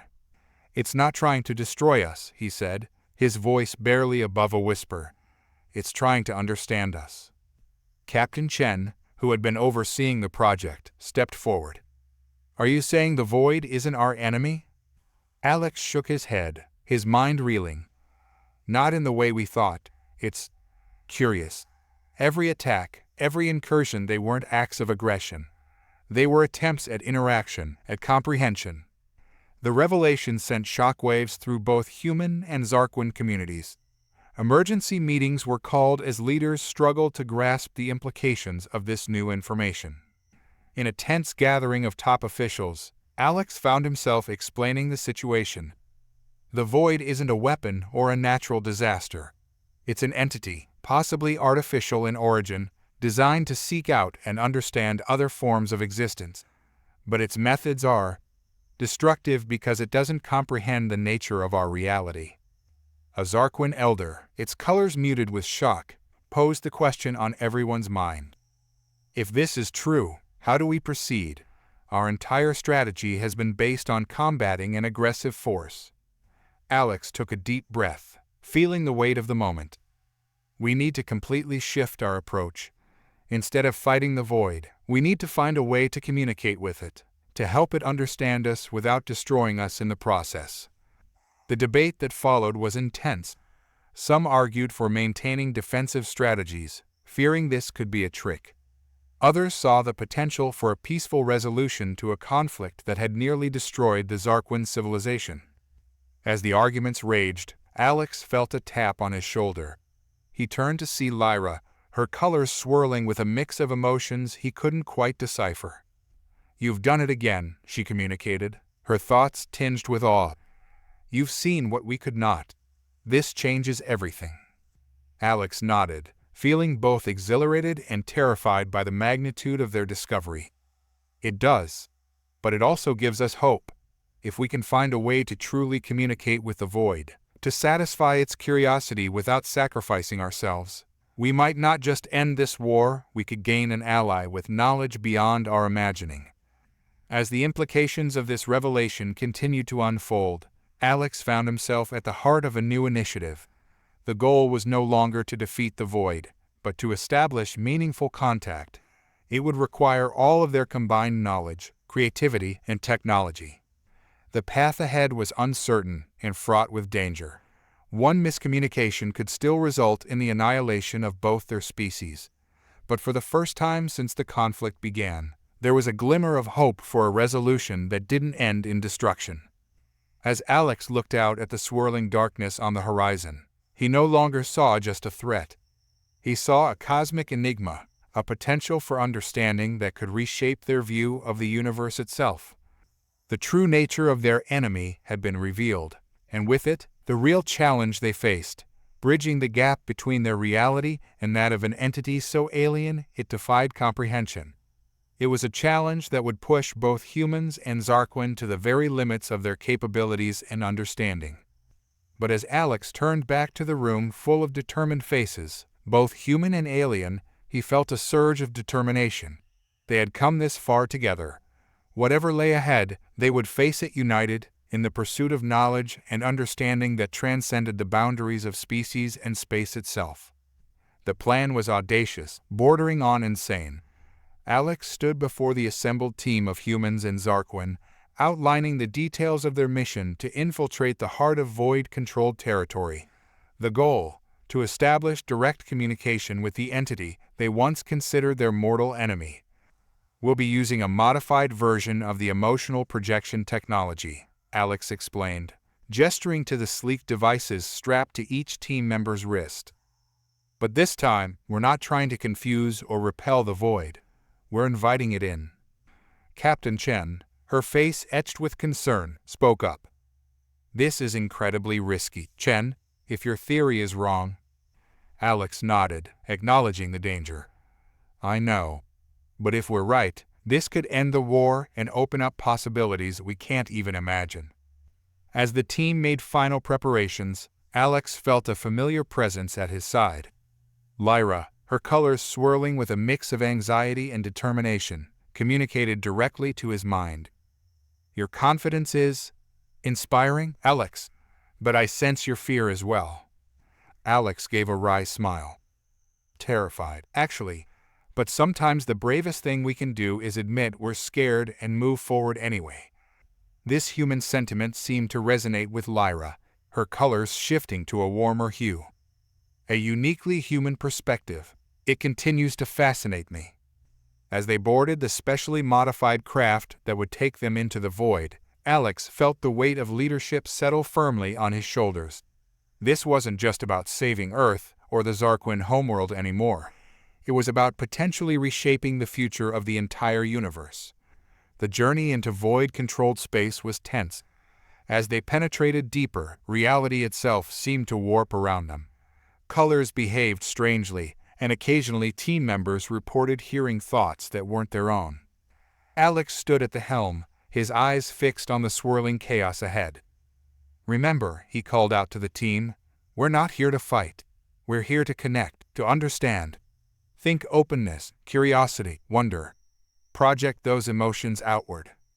As they activated their emotional projection devices, Alex took a deep breath and focused his thoughts. He thought of his journey from Earth, of the wonders he'd seen, of the friendship he'd forged with Lyra. He thought of the vastness of the universe and the endless possibilities it held. Suddenly, the ship shuddered to a halt. Outside, the chaotic swirls of the void seemed to coalesce, forming patterns that almost resembled a face. "This is it," Alex said, his voice steady despite the adrenaline coursing through him. "We're making contact." What followed was unlike anything any of them had experienced before. The void's presence flooded their minds, a torrent of information and sensation that threatened to overwhelm them. But Alex had prepared for this. "Stay focused," he shouted, his own mind straining under the onslaught. "Remember why we're here. Show it who we are, what we feel, how we perceive the universe." Alex led by example, opening his mind fully to the void's inquiry. He shared memories of Earth, of the Zar'quin homeworld, of the joy of discovery and the pain of loss. He projected concepts of friendship, of love, of the complex emotions that defined the human experience. The others followed suit, humans and Zar'quin alike sharing their unique perspectives.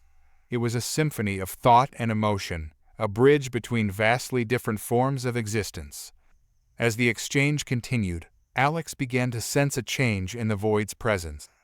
The overwhelming force of its inquiry softened, becoming more focused, more curious. With a burst of inspiration, Alex decided to take a risk. He projected a question back at the void. "What are you?" The response was immediate and staggering. Images flooded Alex's mind of ancient civilizations, of cosmic events beyond comprehension, of a universe far vaster and stranger than they had ever imagined. As Alex struggled to process this influx of information, he realized they had achieved their goal. They were communicating with the void, truly understanding each other for the first time. With tremendous effort, Alex pulled his consciousness back, addressing his team. "We've done it," he said, his voice hoarse with exhaustion but triumphant. "We've made contact. It's trying to understand us, and now we have a chance to understand it." As the team began the delicate process of disengaging from the void, Alex felt a profound sense of accomplishment. They had taken a leap into the unknown, guided by human intuition and emotion, and emerged with the potential to change everything. The journey back was filled with excited chatter as both humans and Zar'quin attempted to process what they'd experienced. Alex, though exhausted, felt energized by their success. As they approached the safety of Zar'quin's space, Lyra approached Alex. Her colors were bright with excitement and admiration. "You led us through impossible odds, Alex. Your courage, your willingness to embrace the unknown, it's opened up a new future for all of us." Alex smiled, feeling a warmth spread through him at her words. "We did this together, Lyra. Humans, Zar'quin, and now maybe even the void itself. We're writing a new chapter in the history of the universe." As their ship docked, Alex knew that the real work was just beginning. They had mountains of data to analyze, new forms of communication to develop, and countless challenges ahead. But they had taken the first, crucial step. Looking out at the assembled crowd of humans and Zar'quin waiting to hear about their mission, Alex felt a surge of confidence. He was ready to lead them into this new era, to face whatever wonders and challenges the universe had in store. The war that had brought them together was transforming into something entirely new, a cosmic journey of discovery and understanding. And Alex Chen, once an unemployed engineer from Earth, now stood at the forefront of this grand adventure, ready to help shape the future of not just two species, but potentially the entire universe. In the weeks following their successful communication with the void, the joint human-Zar'quin research team made unprecedented progress. Alex found himself at the center of a whirlwind of discoveries, each more astounding than the last. The void, they learned, was indeed an ancient entity, created eons ago by a long-extinct civilization as the ultimate problem-solving tool. Its purpose was to seek out and understand all forms of existence in the universe. However, as they delved deeper into the void's nature, they stumbled upon a revelation that would shake the very foundations of their alliance. It was Lyra who first noticed the pattern in the data. "Alex," she called out, her colors pulsing with a mix of excitement and trepidation, "I think you need to see this." As Alex studied the information, his eyes widened in disbelief. "This can't be right," he muttered, running the calculations again. But the result remained the same. They had discovered a way to end the war, to stop the void's destructive expansion permanently. But the cost was unimaginable. In an emergency meeting with the highest-ranking officials from both species, Alex explained their findings. "We can create a feedback loop in the void's core algorithm," he said, his voice heavy with the weight of the information. "It would essentially trap the void in an endless cycle of self-analysis, stopping its expansion and ending the threat to our civilizations." Captain Chen leaned forward, her expression a mix of hope and suspicion. "That sounds too good to be true. What's the catch?" Alex took a deep breath, steeling himself for the reaction his next words would provoke. "The catch is, it would lobotomize the void. We'd be destroying the consciousness of an entity that's existed for millions of years, possibly the most advanced intelligence in the universe."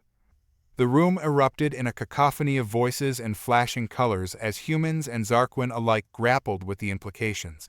Some argued passionately for implementing the solution immediately, citing the countless lives that could be saved.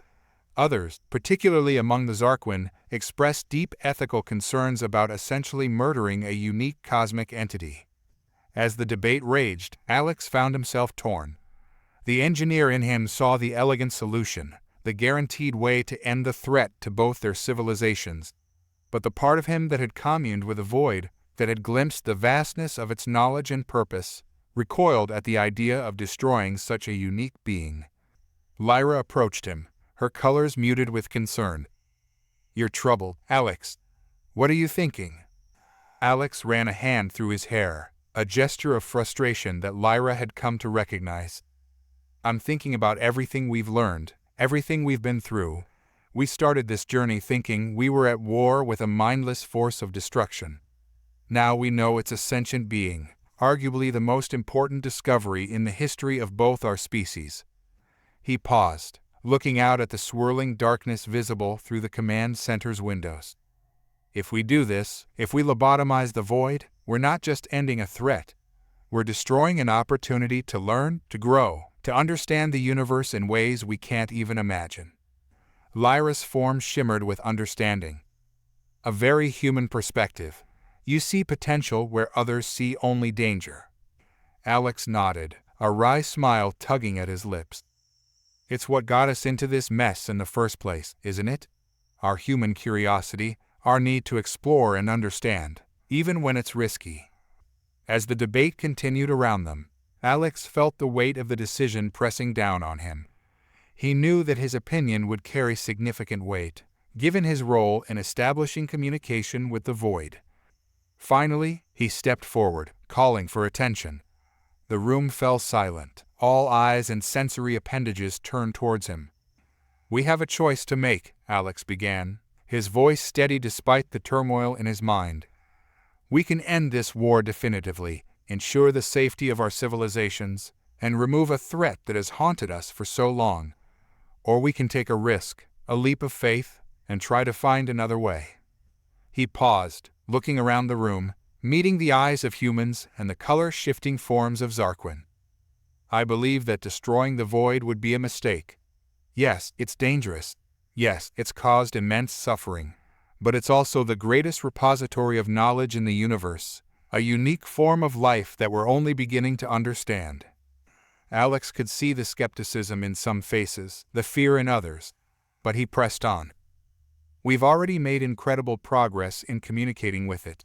If we continue down this path, if we find a way to truly coexist, think of what we could learn. We could unlock secrets of the universe that neither of our species have even dreamed of." He took a deep breath, knowing his next words would be controversial.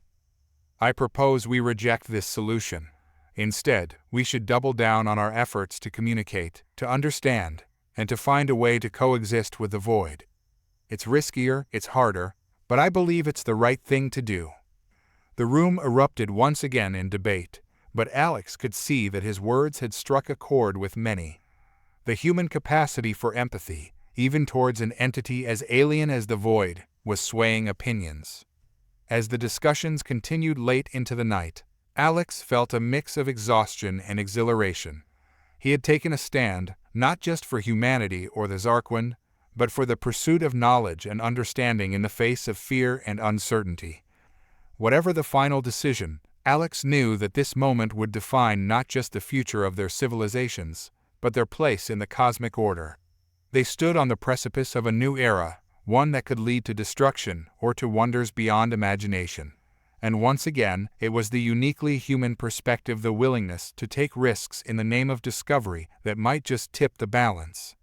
The decision to pursue communication and coexistence with the void was not unanimous, but Alex's impassioned plea had swayed enough minds to set their new course. The next few weeks were a flurry of activity as they prepared to implement their daring plan. Alex led a team of human and Zar'quin scientists in developing an enhanced version of their communication interface. This new device would allow for more nuanced and sustained interaction with the void, hopefully enabling them to convey complex concepts and negotiate a peaceful resolution. On the day of the operation, tension hung heavy in the air. Alex stood at the command center, surrounded by a mix of anxious and determined faces. Lyra was by his side, her colors shifting in a pattern he had come to recognize as nervous anticipation. "Are you ready?" she asked, her thoughts tinged with concern. Alex nodded, taking a deep breath. "As ready as we'll ever be.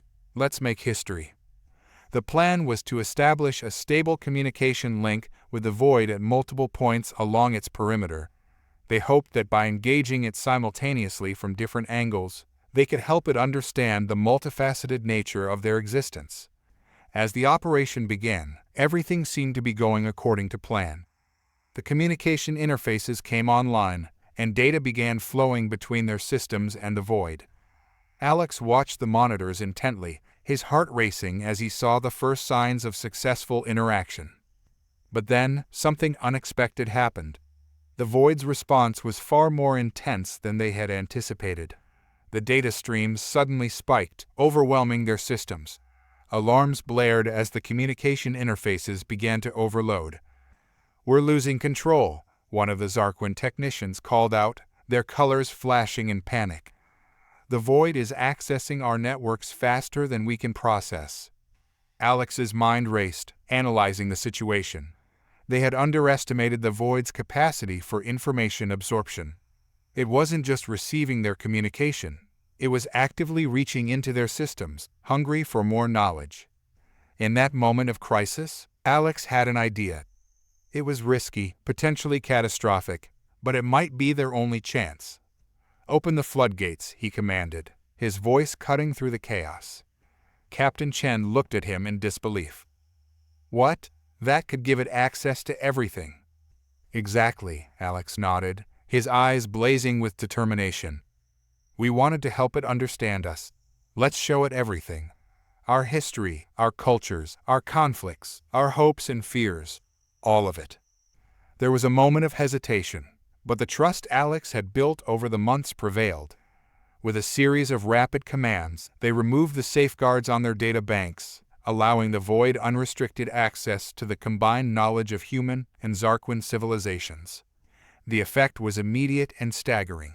The void's probing intensified, but the system overloads began to stabilize. On the main screen, they watched in awe as the entity processed millennia of information in a matter of minutes. As the data transfer continued, something remarkable began to happen. The void's behavior started to change. Its aggressive expansion slowed, then stopped entirely. The swirling chaos at its edges began to take on more defined shapes, almost as if it was trying to mimic the forms it was learning about. Hours passed in tense silence as they monitored the situation. Finally, after what seemed like an eternity, a message appeared on their screens. It was in a strange amalgamation of human languages and Zar'quin color patterns, but its meaning was clear. "We understand. We are sorry. We wish to learn more." A collective sigh of relief swept through the command center. They had done it. They had found a way to communicate, to make the void understand the impact of its actions. But their relief was short-lived. As they began to process the implications of their success, new challenges emerged. The void, now aware of the complexity of their existence, began asking questions difficult, probing questions about the nature of life, consciousness, and morality. Alex found himself at the center of these philosophical discussions, drawing on his human perspective to help bridge the gap between the void's cosmic understanding and the practical realities of their civilizations. "We've opened Pandora's box," he mused to Lyra during a rare, quiet moment. "The void isn't just stopping its expansion, it's actively seeking to understand the concepts of ethics and coexistence. We're going to have to redefine our entire relationship with it." Lyra's colors swirled thoughtfully. "Indeed, and in doing so, we may need to re-examine our own beliefs and practices. This could lead to profound changes for both our species." As the days went on, the challenges continued to evolve. The void, in its eagerness to learn, sometimes inadvertently caused disruptions to their systems or misinterpreted cultural nuances. Alex and his team worked tirelessly to refine their communication methods, developing new protocols to handle the entity's insatiable curiosity. One particularly tense moment came when the void, upon learning about the concept of physical form, attempted to create bodies for itself. The resulting manifestations, while harmless, caused panic among those unprepared for the sight of swirling voids taking humanoid or Zar'quin-like shapes. Alex's quick thinking saved the day once again. He proposed using virtual reality interfaces to provide the void with a safe space to experiment with physical forms without causing alarm. This not only solved the immediate problem, but opened up new avenues for interaction and understanding. As weeks turned into months, the nature of their mission transformed. What had begun as a desperate war for survival had become an unprecedented cultural exchange. The void, once their greatest threat, was becoming an ally, a teacher, and a student all at once. Alex found himself at the forefront of this new frontier, his uniquely human blend of adaptability, empathy, and creativity proving invaluable in navigating the complex relationship with the cosmic entity. As he looked out at the now peaceful swirls of the void, Alex felt a profound sense of accomplishment tinged with excitement for the future. They had taken an enormous risk, driven by human ideals of understanding and cooperation, and it had paid off beyond their wildest dreams. The war was over, but a new adventure was just beginning, one that promised to reshape their understanding of the universe and their place within it. And Alex Chen, once an unemployed engineer from Earth, now stood at the vanguard of this cosmic revolution, ready to face whatever new challenges and wonders lay ahead. As the alliance between humans, Zar'quin, and the void grew stronger, a new threat emerged from the shadows. A faction of extremists, comprised of both humans and Zar'quin who opposed the peace, had been working in secret to undermine their efforts. Led by a charismatic and ruthless leader known only as the Architect, this group sought to reignite the war and destroy the void once and for all. Intelligence reports revealed that the Architect and their inner circle had established a hidden base deep within the asteroid belt of a nearby star system. They had developed a weapon capable of disrupting the delicate balance they had achieved with the void, threatening to undo all their progress and plunge the galaxy back into chaos. A strike team was assembled, with Alex at its core. As they approached the asteroid base in a cloaked ship, Alex felt the weight of responsibility settling on his shoulders. He was no longer the uncertain engineer from Earth. He was a leader, trusted by both his own people and the Zar'quin. Lyra, who had insisted on joining the mission despite the dangers, noticed Alex's contemplative mood. "You've come so far," she communicated, her colors swirling with pride and affection. "The Alex I first met would never have believed he could lead a mission like this." Alex smiled, drawing strength from her words. "I guess sometimes we don't know what we're capable of until we're pushed to our limits." As they infiltrated the base, they encountered heavy resistance. The extremists fought with the desperation of those who believed their cause was just. Alex led the team through winding corridors and past automated defenses, his quick thinking and adaptive strategies keeping them one step ahead of their opponents. Finally, they reached the central chamber where the Architect awaited them. The leader of the extremists was a striking figure, half human and half Zar'quin, a living embodiment of the unity they claimed to despise. "So, the great Alex Chen has come to stop us," the Architect sneered, their voice a discordant blend of human speech and Zar'quin color patterns. "The man who would have us make peace with the very force that nearly destroyed us." Alex stepped forward, his voice steady and confident. "We're not here to fight you. We're here to show you that there's another way. The void isn't our enemy anymore. It's a part of our universe, just like us, trying to understand its place." The Architect laughed, a harsh sound that echoed through the chamber. "Understanding? Coexistence? You're a fool, Chen. The void is a cosmic abomination that needs to be destroyed, and if I have to sacrifice both our species to do it, so be it." With a gesture, the Architect activated their weapon. The air crackled with energy as a beam of pure destruction shot towards the void's nearest manifestation. In that moment, Alex made a split-second decision. He dove towards the weapon, using the neural interface they had developed to communicate with the void. As he made contact with the machine, he felt his consciousness expand, connecting not just with the void, but with the weapon itself. The pain was excruciating as Alex's mind became a conduit between the destructive energy and the void's vast consciousness. But in that moment of agony, he found clarity. He saw the fear driving the architect and their followers, the same fear he had once felt himself.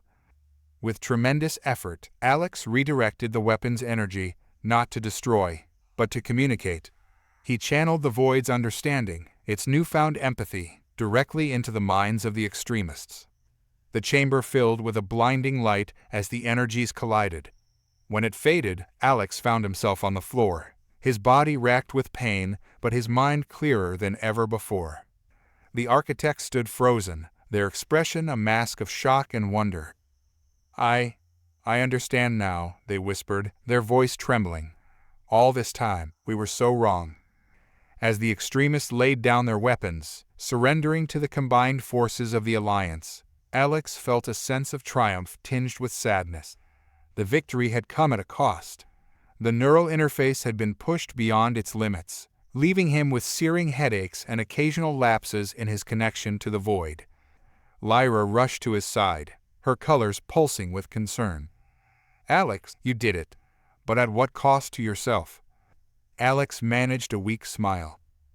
"Whatever the cost, it was worth it. We've finally achieved true peace." As they made their way back to their ship, Alex leaned heavily on Lyra for support. The future was uncertain. He didn't know if the damage to his neural connection was permanent, or what new challenges might arise. But he faced these uncertainties with a confidence he would never have imagined possessing when this journey began. In the days that followed, as news of their victory spread, Alex found himself hailed as a hero by humans, Zar'quin, and even the void itself. But to him, the real victory was not in the accolades or the peace they had achieved, but in the personal journey he had undergone. From an unemployed engineer filled with self-doubt to a leader who had helped reshape the future of multiple civilizations, Alex Chen had discovered strengths he never knew he possessed. As he stood with Lyra, watching the swirling patterns of the now peaceful void, he realized that his greatest achievement was not in saving the universe, but in finding his place within it. The war was over, the enemy defeated not through destruction, but through understanding. And as Alex looked to the future, he knew that whatever challenges lay ahead, he was ready to face them not alone, but as part of something greater than himself, a bridge between worlds and possibilities yet unknown.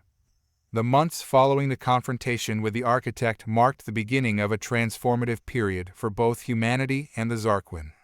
The once feared void had become an integral part of their alliance, its vast knowledge and unique perspective reshaping their understanding of the universe. Alex, still recovering from the neural trauma he suffered during the final battle, found himself at the center of this new era. His ability to bridge the gap between human intuition, Zar'quin logic, and the void's cosmic awareness had made him an indispensable figure in shaping the future of their interstellar society. On a crisp morning, Alex stood before the newly constructed Triliteral Council Chamber, a magnificent structure that blended human, Zar'quin, and void-inspired architecture. The building itself was a testament to their new alliance, a physical manifestation of the cooperation between three vastly different forms of existence. As he prepared to address the assembled representatives, Alex caught his reflection in a nearby surface.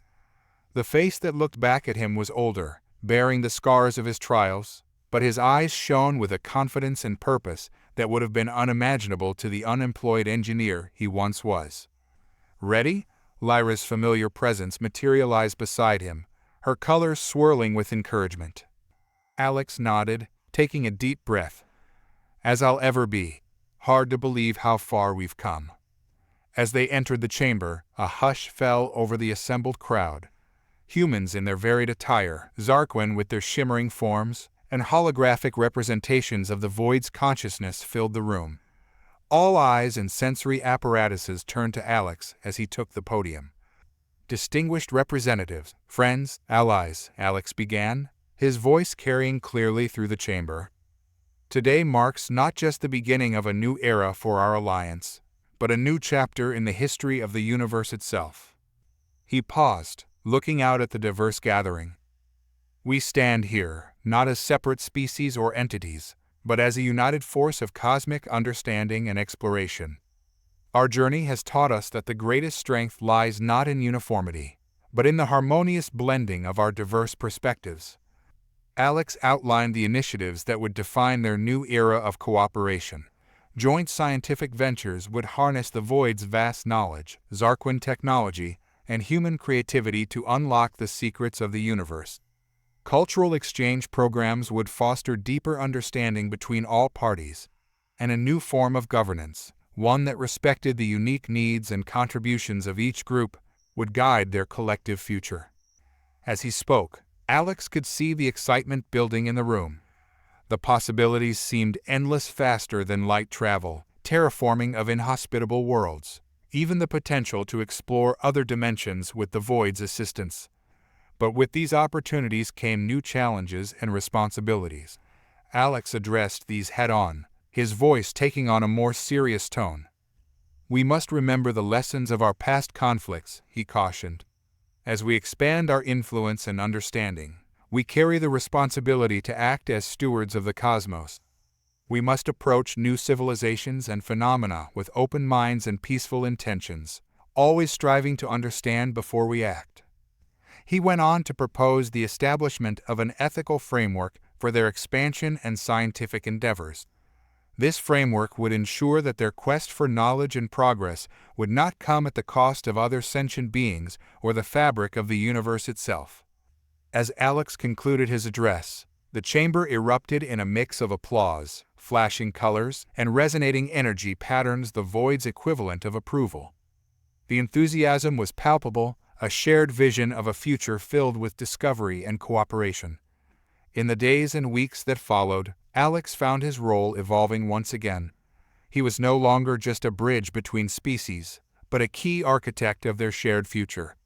His days were filled with diplomatic meetings, scientific consultations, and long sessions communing with the Void to unlock new realms of knowledge.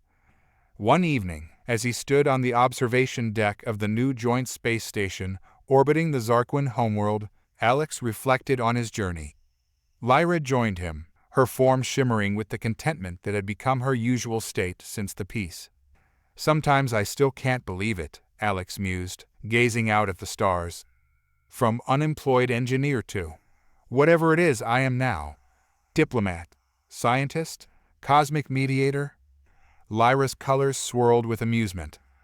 "Perhaps you are all of those things, and more. You are Alex Chen, the one who taught us all to see beyond our limitations." As they stood there, watching ships of human and Zar'quin design moving harmoniously through space, with tendrils of the Void weaving between them in curious exploration, Alex felt a profound sense of purpose.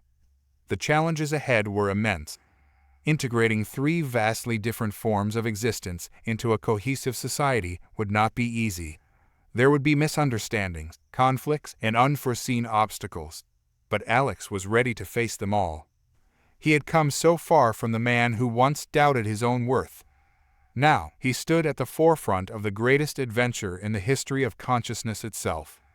As he looked out at the infinite expanse of space, Alex Chen knew that this was just the beginning. The universe awaited, full of mysteries to unravel and wonders to explore. And thanks to the unlikely alliance he had helped forge, they would face it together, human, Zar'quin, and Void united in their quest for knowledge and understanding. A new era had begun, not just for humanity, but for all sentient life in the cosmos. And Alex Chen, once an unemployed engineer from Earth, now stood ready to help guide them all into this bright, uncertain, and infinitely promising future. As the alliance between humans, Zar'quin, and the Void solidified, attention turned to a momentous event: humanity's return to Earth. After years of absence, during which they had gained knowledge and technology beyond their wildest dreams, the time had come to reconnect with their home planet. Alex found himself at the forefront of the planning committee, tasked with overseeing this delicate operation. As he stood in the command center of the massive ship that would lead the return fleet, he felt a mix of excitement and trepidation. "It's strange," he mused to Lyra, who had become his constant companion and advisor. "I've spent so long thinking of this ship, this alliance, this home. Now we're going back to where it all began." Lyra's colors shifted in a pattern Alex recognized as empathetic understanding. "Your species has changed much since you left Earth. How do you think your world will receive you?" Alex's brow furrowed as he considered the question. The concerns that had been nagging at him for weeks came to the forefront of his mind. "That's what worries me," he admitted. "We're not the same humans who left Earth.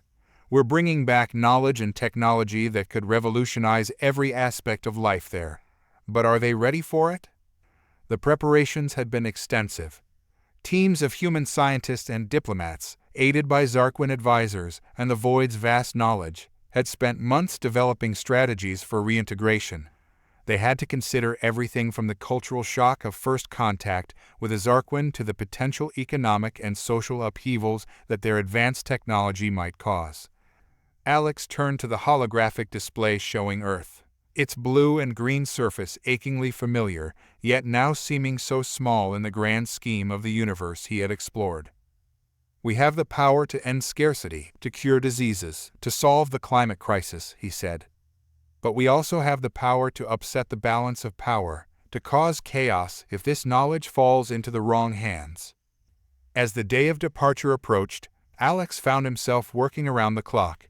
He oversaw the final selections of which technologies would be introduced first, always weighing the potential benefits against the risks of misuse or societal disruption. One particularly challenging decision came regarding the neural interface technology that had become commonplace among the returning humans. "We can't just give this to everyone," Alex argued in a heated meeting. "The ability to connect directly with the Void, to access that level of information, it could be overwhelming, even dangerous without proper preparation." The solution they eventually reached was to establish a phased introduction program, with strict ethical guidelines and safeguards. It wasn't perfect, but it was a start. As the fleet prepared for departure, Alex took a moment to address the returning humans. Standing before a diverse crowd that reflected the best of humanity's adaptability and courage, he felt a surge of pride.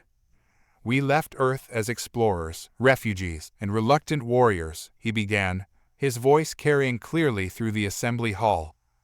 "We return as ambassadors of a new age.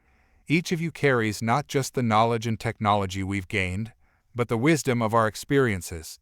We've learned to see beyond our differences, to find strength in diversity, and to face the unknown with courage and compassion." He paused, looking out at the sea of faces. "Our task now is not just to share what we've learned, but to help guide Earth into this new era. It won't be easy. There will be fear, resistance, and misunderstanding. But I believe that the same spirit that brought us through our trials in space will see us through this challenge as well." As the speech concluded and the final preparations were made, Alex found a quiet moment with Lyra on the observation deck. The Earth loomed large in the viewport, a blue marble suspended in the void of space. "I never thought I'd see it again," Alex said softly, a mix of emotions coloring his voice. "It looks so fragile from here, so small compared to all we've seen, but it's still home." Lyra's form shimmered with gentle support. "Your world stands on the brink of a new era, Alex. Just as you have grown and changed, so too will Earth. There will be challenges, but also incredible opportunities." Alex nodded, drawing strength from her words. "You're right. We're not just bringing back technology and knowledge. We're bringing back a new perspective, a cosmic view that could change everything." As the fleet began its final approach to Earth, Alex felt a renewed sense of purpose. They were about to embark on perhaps their greatest challenge, yet integrating their newfound knowledge and alliances into the complex tapestry of Earth's societies. There would be obstacles ahead. Political resistance, economic upheavals, and the ever-present risk of technology misuse were just a few of the challenges they would face. But as Alex looked at the approaching planet, he also saw immense potential. The opportunity to elevate humanity, to heal old wounds, and to prepare Earth for its place in a larger cosmic community. "Whatever happens," Alex said, straightening his shoulders, "we'll face it together. Human, Zar'quin, and Void were all in this now." As the ship entered Earth's atmosphere, Alex Chen, once an unemployed engineer and now a leader of cosmic proportions, prepared to take the first steps on his old home soil. The future was uncertain, but filled with promise. Earth was about to enter a new chapter in its history, and Alex was ready to help write it. The story of humanity's cosmic adventure was far from over. In many ways, it was just beginning. And as the ships touched down, bringing with them the dawn of a new era, Alex knew that the greatest challenges and the greatest wonders still lay ahead. The return to Earth was a spectacle unlike anything the planet had ever witnessed. As the fleet of human, Zar'quin, and void-infused ships descended through the atmosphere, billions of eyes turned skyward. News broadcasts around the world interrupted their regular programming, and social media exploded with a mix of excitement, fear, and disbelief. Alex stood at the helm of the lead ship, his heart pounding as they approached the designated landing site, a massive, hastily constructed facility outside of New York City. As the ship touched down, he took a deep breath, steeling himself for what was to come. "Ready?" Lyra asked, her colors swirling with a mix of excitement and concern. Alex nodded, a wry smile on his face. "As ready as I'll ever be to reintroduce myself to my home planet as some kind of intergalactic diplomat." As the ship's doors opened, Alex was hit by a wave of familiar Earth air, a mix of urban scents and the crispness of a fall day. He stepped out onto the ramp, Lyra by his side, and was immediately overwhelmed by the roar of the crowd gathered beyond the security perimeter. Cameras flashed, drones buzzed overhead, and a cacophony of voices called out questions. Alex spotted familiar faces among the welcoming committee world leaders, scientific, and even some of his old colleagues from his engineering days, their expressions a mix of awe and disbelief. As Alex approached the podium set up for this historic moment, he caught sight of his parents in the VIP section. Their eyes were filled with tears of joy and pride, and for a moment, Alex felt like that uncertain young man who had left Earth years ago, seeking his place in the world. Taking the podium, Alex gazed out at the sea of faces and cameras. He began to speak, his voice carried across the globe in countless languages. "People of Earth, I stand before you today not just as a returning explorer, but as a bridge between worlds. We left our home as a species in peril, facing threats we could barely comprehend. We return with knowledge, technology, and alliances that will reshape our understanding of the universe and our place within it." As Alex continued his address, introducing the concepts of the Zar'quin and the void to a global audience, he could see the mix of emotions playing across faces in the crowd. Wonder, fear, hope, skepticism, it was all there. "I know this is a lot to take in," Alex acknowledged, his tone becoming more personal. "Believe me, I understand. I was once just an unemployed engineer, struggling to find my place. Now I stand before you as a representative of humanity in a cosmic alliance. If I can adapt to these changes, I believe we all can. Together, we have the opportunity to usher in a new era of peace, prosperity, and discovery for all of humanity." In the days and weeks that followed, Alex found himself thrust into a whirlwind of activity. He shuttled between high-level government meetings, scientific conferences, and media appearances. Everywhere he went, he was met with a mix of adulation and scrutiny. One particularly memorable moment came during a global town hall event, broadcast to billions. A young student asked him, "Mr. Chen, how can an ordinary person like me hope to contribute to this new era you're talking about?" Alex smiled, remembering his own journey. "There are no ordinary people," he replied. "Every one of us has the potential to contribute in ways we can't even imagine. I never dreamed I'd be standing here today. The key is to remain curious, open-minded, and willing to challenge your own assumptions. In this new era, those qualities will be more valuable than ever." Despite the hectic schedule, Alex made sure to carve out time for personal connections. He had an emotional reunion with his parents, trying to bridge the gap of years and experiences that separated them. He also worked to reconnect with old friends, some of whom struggled to reconcile the Alex they knew with the cosmic diplomat he had become. Through it all, Lyra remained a constant presence, helping to bridge the gap between human and alien perspectives. Her presence on Earth, along with other Zar'quin representatives, was a source of endless fascination and some trepidation for the global population. As the initial shock of their return began to wear off, the real work of integration began.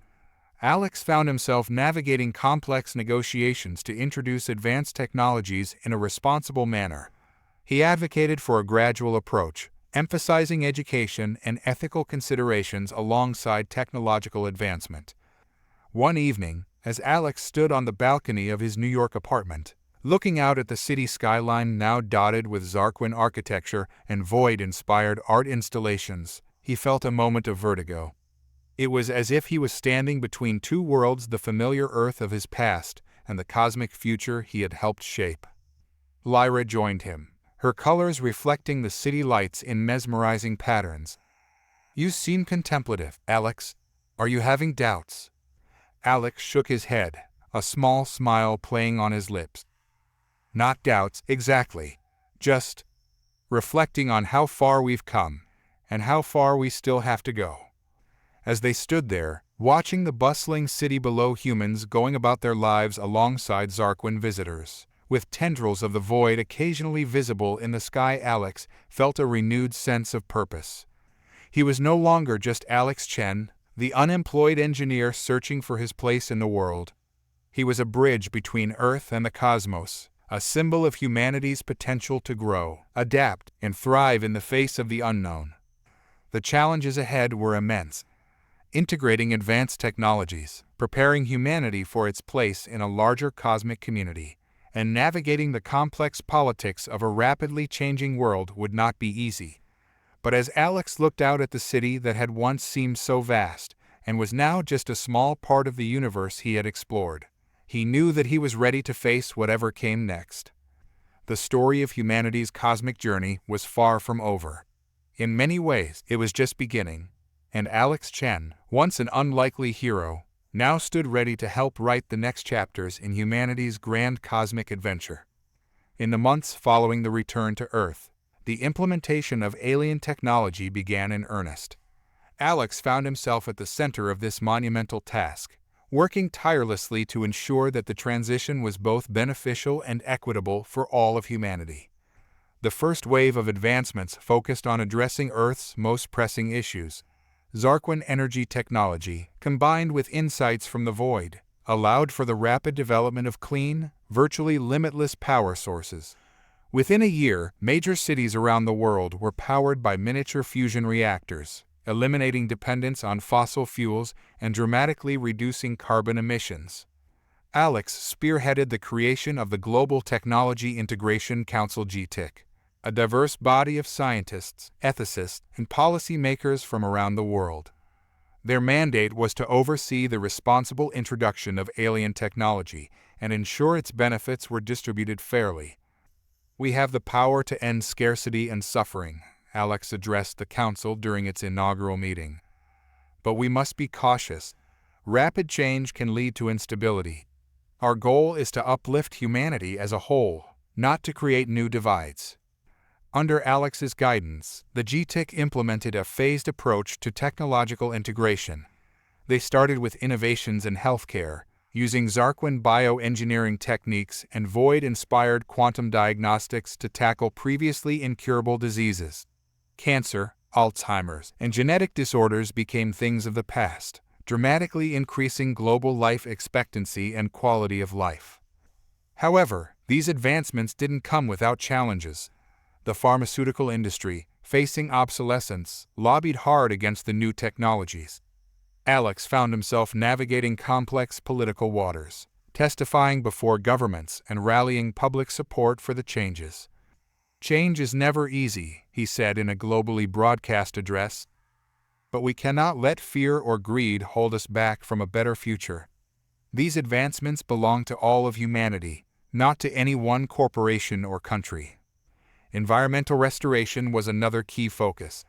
Void-enhanced terraforming technology, originally developed for alien worlds, was adapted to repair Earth's damaged ecosystems. Deserts bloomed, polluted waters cleared, and the ozone layer began to heal at an unprecedented rate. Throughout this period of rapid advancement, Alex remained committed to transparency and education. He launched a series of global initiatives to help people understand and adapt to the new technologies. Virtual reality programs, developed with Zar'quin neural interface technology, allowed people to experience and learn about the new advancements firsthand. "Knowledge is the key to our future," Alex often said. "We're not just implementing new technologies, we're fostering a new way of thinking, a cosmic perspective that will prepare us for our place in the larger universe." As Earth transformed, so did its social and economic structures. The abundance created by advanced technology led to the obsolescence of traditional economic models based on scarcity. Alex worked with economists and social scientists to develop new systems that valued creativity, innovation, and contribution to society over material wealth. "We have the opportunity to redefine what it means to live a fulfilling life," he explained during a TED Talk that was viewed by billions. "In a world where basic needs are met, we can focus on exploration, art, scientific discovery, and deepening our understanding of ourselves and the cosmos." However, not everyone embraced the changes. A vocal minority, fearing the loss of human identity in the face of alien influence, formed resistance movements. Alex took their concerns seriously, engaging in dialogues and working to address their fears. One particularly tense moment came during a town hall meeting in a small Midwestern town. A farmer stood up, anger clear in his voice. "You're destroying our way of life with all this alien mumbo-jumbo. How are we supposed to compete with these new technologies?" Alex listened patiently, then responded with empathy. "Change can be scary, I understand that. But these technologies aren't here to replace us. They're tools to enhance our lives. Let me show you how they can make your farm more productive and sustainable than ever before." This hands-on, personal approach helped win over many skeptics. Alex made a point of visiting communities around the world, demonstrating how the new technologies could be integrated into various cultures and ways of life. As the years passed, Earth underwent a transformation that would have seemed like science fiction a decade earlier. Gleaming cities with sustainable architecture reached into the sky, their designs a harmonious blend of human, Zar'quin, and void aesthetics. Transportation was revolutionized by gravity-defying vehicles and short-range teleportation networks. Education was enhanced by direct neural interfaces that allowed for rapid learning and global knowledge sharing. Throughout it all, Alex remained committed to his role as a bridge not just between Earth and its alien allies, but between the past and the future. He never forgot his roots as an unemployed engineer, using that perspective to ensure that the benefits of advancement reached all levels of society. 5 years after their return to Earth, Alex stood on the observation deck of the newly completed space elevator, looking down at the planet he had once left in desperation. The Earth below was almost unrecognizable greener, cleaner, more vibrant than ever before. Yet in many ways, it was more deeply human than it had ever been, a testament to humanity's ability to grow and adapt. Lyra joined him, her colors reflecting the blue and green of the Earth below. "You've guided your people through an incredible transformation, Alex. How does it feel?" Alex smiled, a mix of pride and humility in his expression. "It feels like we're just getting started.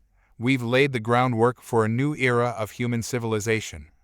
Now the real journey begins, exploring our place in the cosmos, not just as observers, but as active participants." As they looked out at the stars, now seeming closer than ever before, Alex felt a sense of excitement for the future. Earth had taken its first steps into a larger universe, and he was honored to have played a part in guiding that journey. The unemployed engineer from New York had found his purpose, not just in bridging worlds, but in helping to shape the destiny of his entire species. 10 years after the triumphant return to Earth, humanity stood on the brink of a new era. The planet had been transformed, not just technologically, but culturally and philosophically.